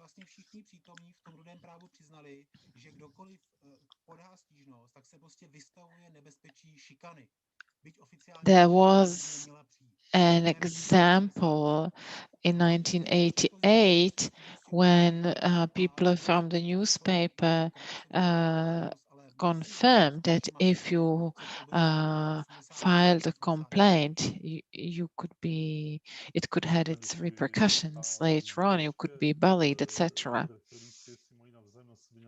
Thank you for your answer. Any other questions?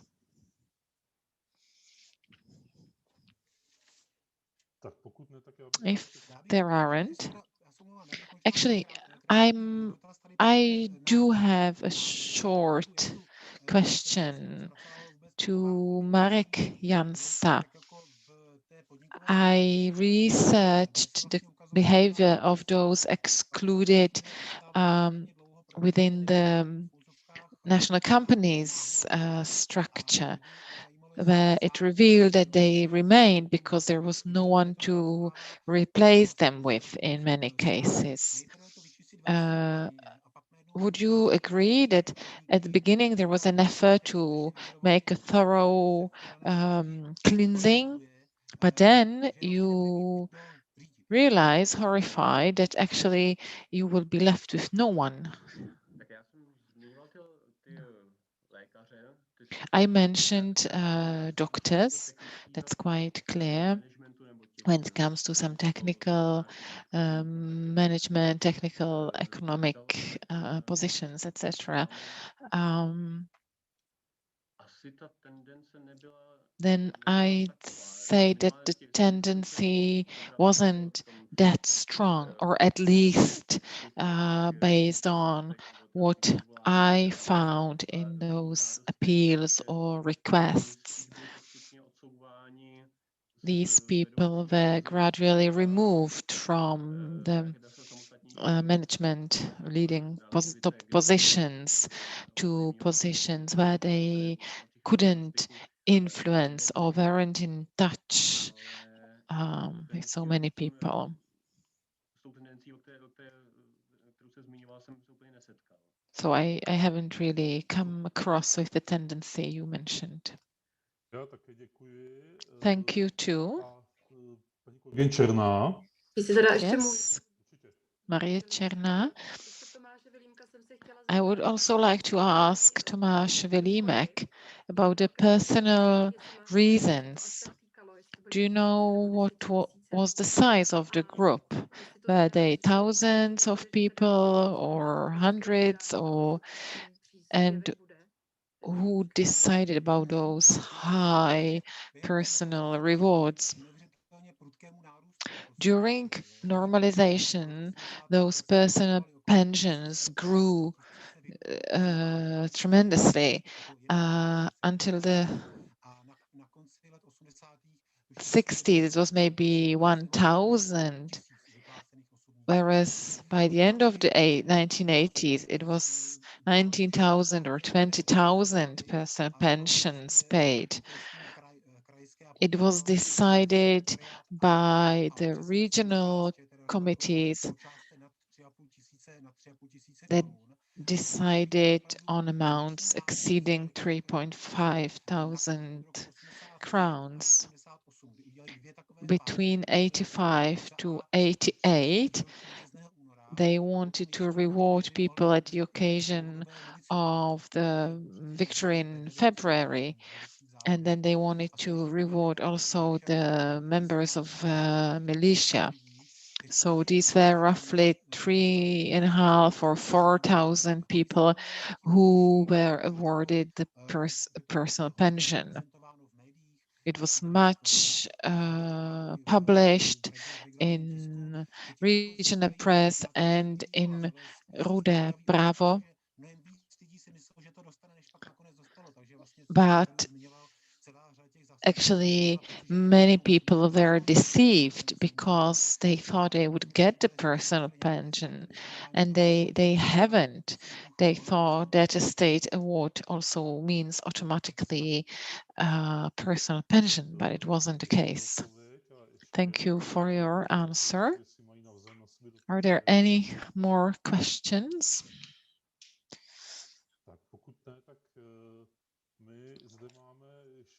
We do have some questions here from our audience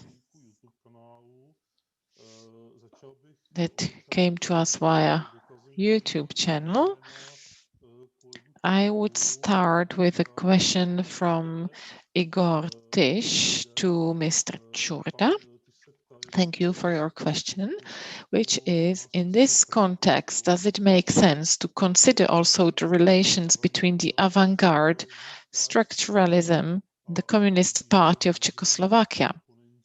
Many proponents of structuralism in the Slovak Republic, for example, Mikuláš Bakos, were also active in the state apparatus. I believe it would be quite interesting to actually deal with those mutual links. I focused on the 1930s that concerned surrealism mainly, as in opposition to fascism and nationalism. When the interest in structuralism was renewed in the 1960s, and even proponents of Mukařovský were not quite sure of it.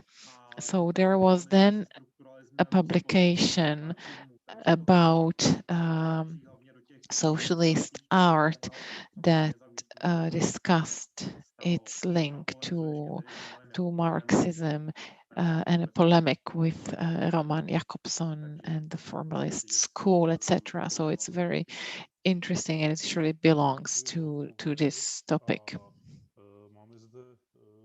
Thank you for your answer.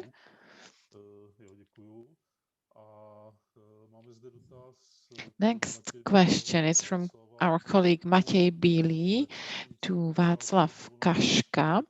The search for internal enemies was very stormy in Zlín region. What was the main cause?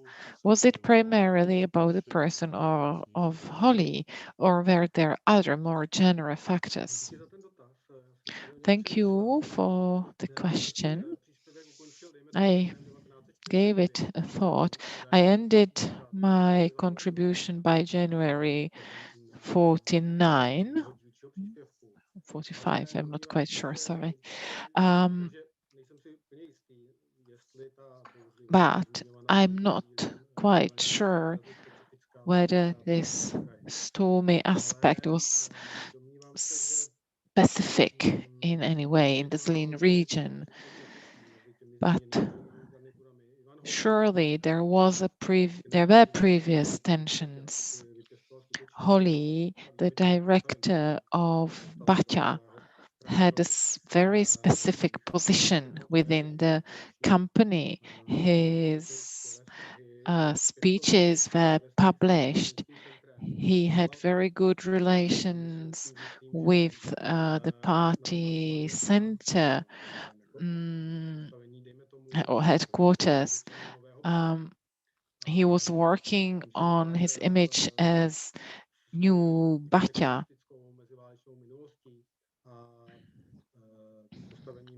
Made of his position in the Bata enterprise during the protectorate and his past in the interwar period. There was also this undigested Bata heritage and protectorate heritage. that was reproached to people at the meetings of the party, pointing out to each other what they did during that period of time. So these were the games played, such as who was a real Bolshevik, who fought, who was a Bolshevik in the Bata factory, or who were just a mere communist, who perhaps worked in the Bata company. And this was much aimed also against Rudolf Raeder, whom I mentioned. So some of the comrades did use that against him. And the last factor that comes to my mind is the questioning of the Zlín premiership, something the city was used to. So now they were looking for the guilty ones responsible for Zlín Gottwaldov losing its position from 49 on, because they were used to be the most efficient company in Czechoslovakia. That would be about it from me. I have another question here, but I'll skip another few questions, but since you are already speaking, colleague Marian Logi asks about Miroslav Pasteřík in the years of 1950-1951. He was mentioned several times in connection with the arrested Otto Schling. What explains that he did not suffer the same fate?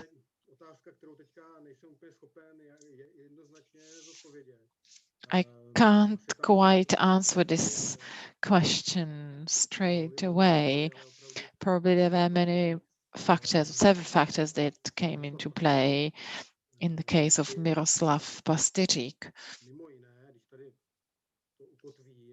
Pasteřík was, among other things, one of the Hodonín apparatchiks.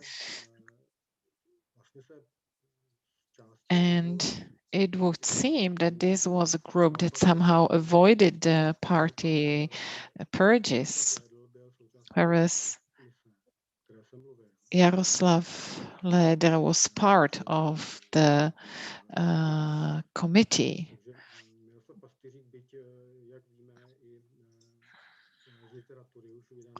As we know from works published, Pasteřík was among the possible victims, but somehow he managed to get through unharmed. But I don't have the results of the researches at hand now. Thank you. Thank you. And then we have two questions for Marek Jansa. The first one is asked by Václav Ramesh. Did the proximity of the Iron Curtain have any effect on the party purges and the disciplining of the population in Šumava? For example, was it more strict? Was the party more strict with people with relatives abroad? Thank you for the question. In the party materials, this question is not reflected very much as far as the closeness of the West is concerned, or the proximity of the Iron Curtain. It is reflected in the memoirs of some people like Ivan Nový, the writer. He retired to a cottage which was in the border zone, and his friends recalled their meetings, meeting him at his cottage. And it was the double control. They knew that he was followed by the security forces, and at the same time they were in the border zone, so the border guards were present as well.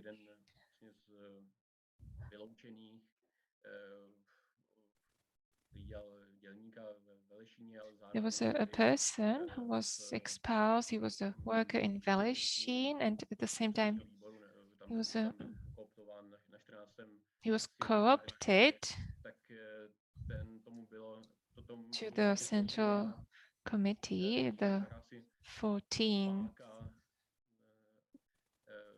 Congress of KSČ, and he was threatened not to be allowed to go to West Germany and to Western Europe, because he had a musical band. Actually, he was a musician. So he went abroad with his music band, and the party used this to put pressure on him. Afterwards, he wrote an article self-criticizing his participation in 1968, and then he was again allowed to travel abroad.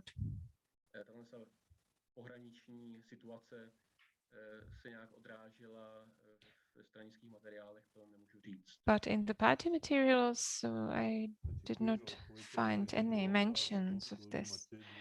Thank you. The next question is from Matěj Bílý, who is asking, have you come across a case where a person who was previously included in the regional register of so-called exponents of the right was readmitted to the party?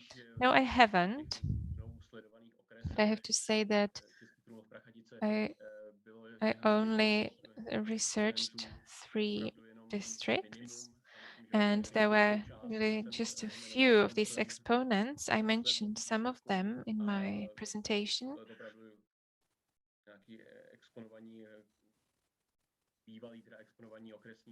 So these were former exposed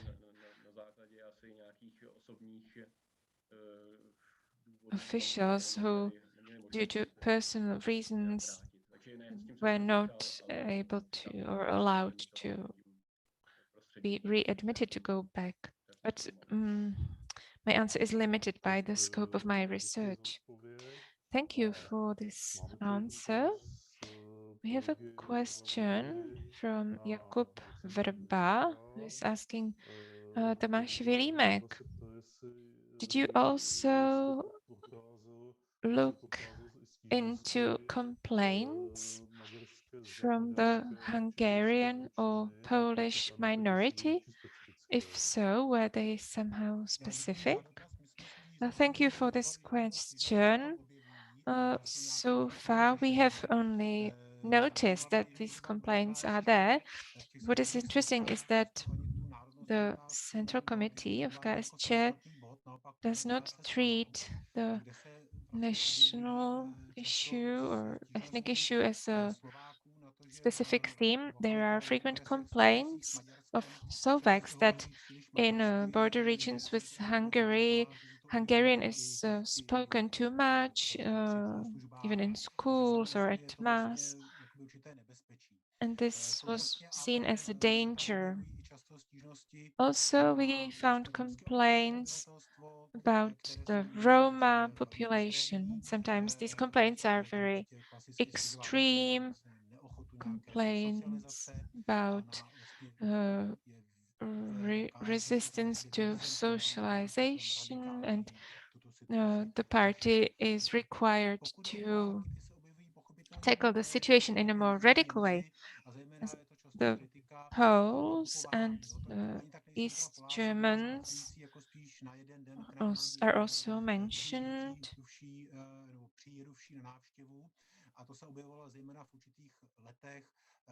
This is specific to certain years, like the end of the 1980s. It is criticized that the Poles buy lots of products, lots of food, and then they sell them, resell them. There are complaints about Yugoslav workers or Albanian workers who, according to the letter writers, are receiving a higher salary than Czech or Czechoslovak workers in the same position. So we have not yet researched the minorities.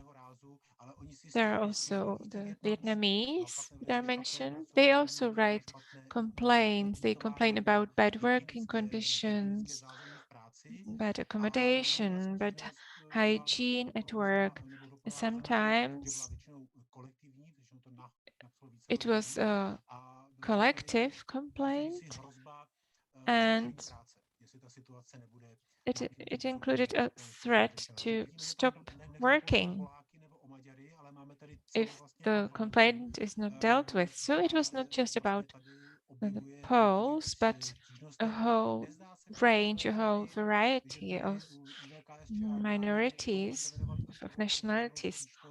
But the Central Committee of the party did not pay much attention to this, except for those minorities that were considered a risk.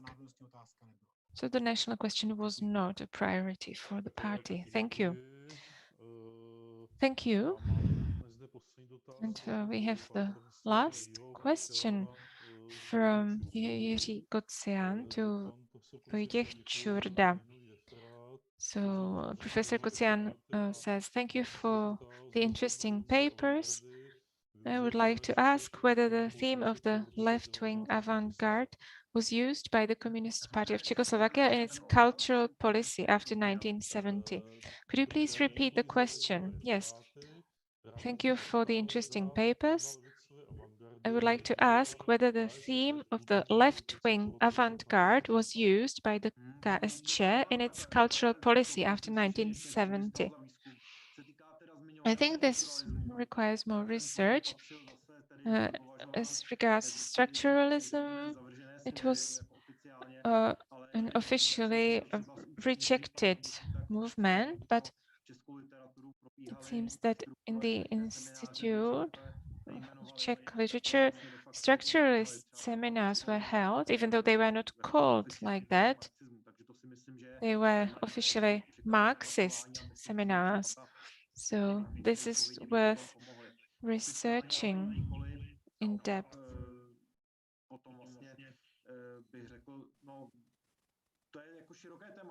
This is a very broad question as regards the concept of Ladislav Stoll from the 50s. Milan Bahinka followed up on this in his work on the earthly poetry, and he was more reconciling with avant-garde art. So the attitude was less strict as compared to the 1950s. In principle, I would say that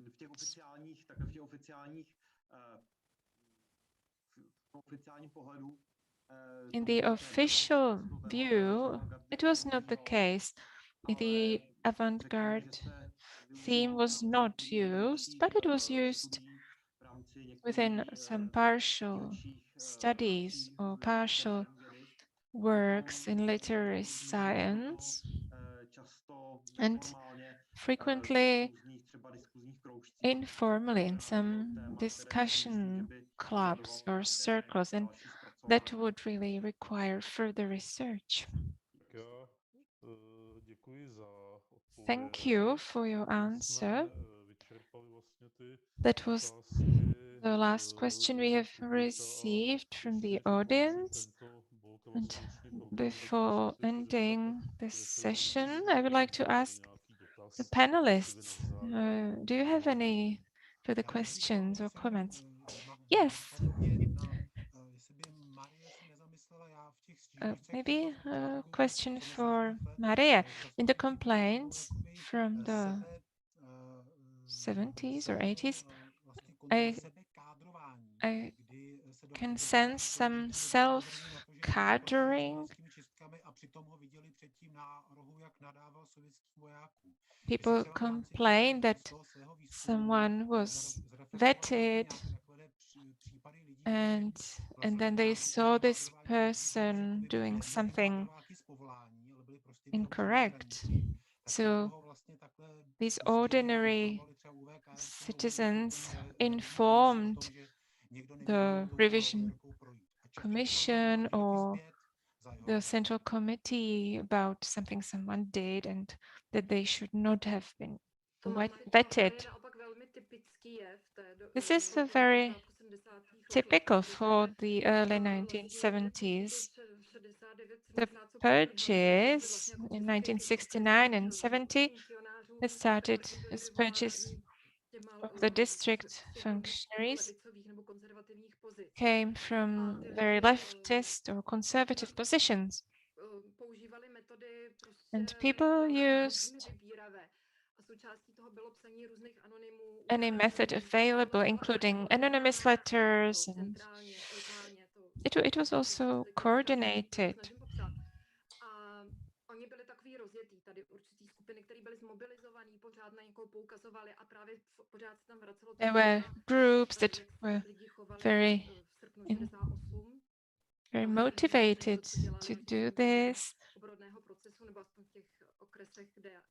The big topic was how individuals had behaved in August 1968.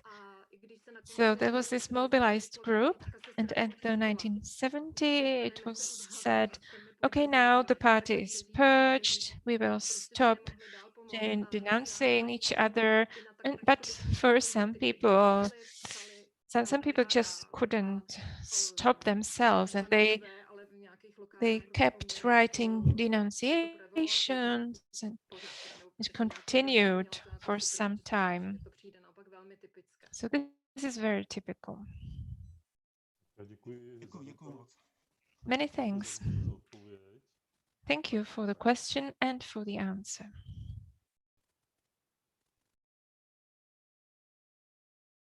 Myslím, že jsme dospěli ke konci a jednak ještě jednou velice děkuji. So this brings us to the conclusion of the panel.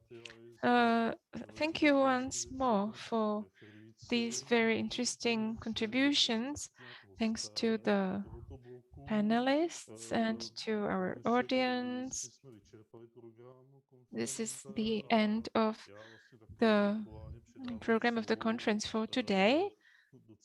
So virtually I hand over to the docent Spurný, who will moderate tomorrow's panel. Tomorrow morning, it will be the 5th panel of this conference, and it is entitled Economic and Social Situation, the Czechoslovak Communism as a Supporter of the Socially Vulnerable and an Obstacle to the Living Standard Growth. So I invite you to tomorrow, and goodbye.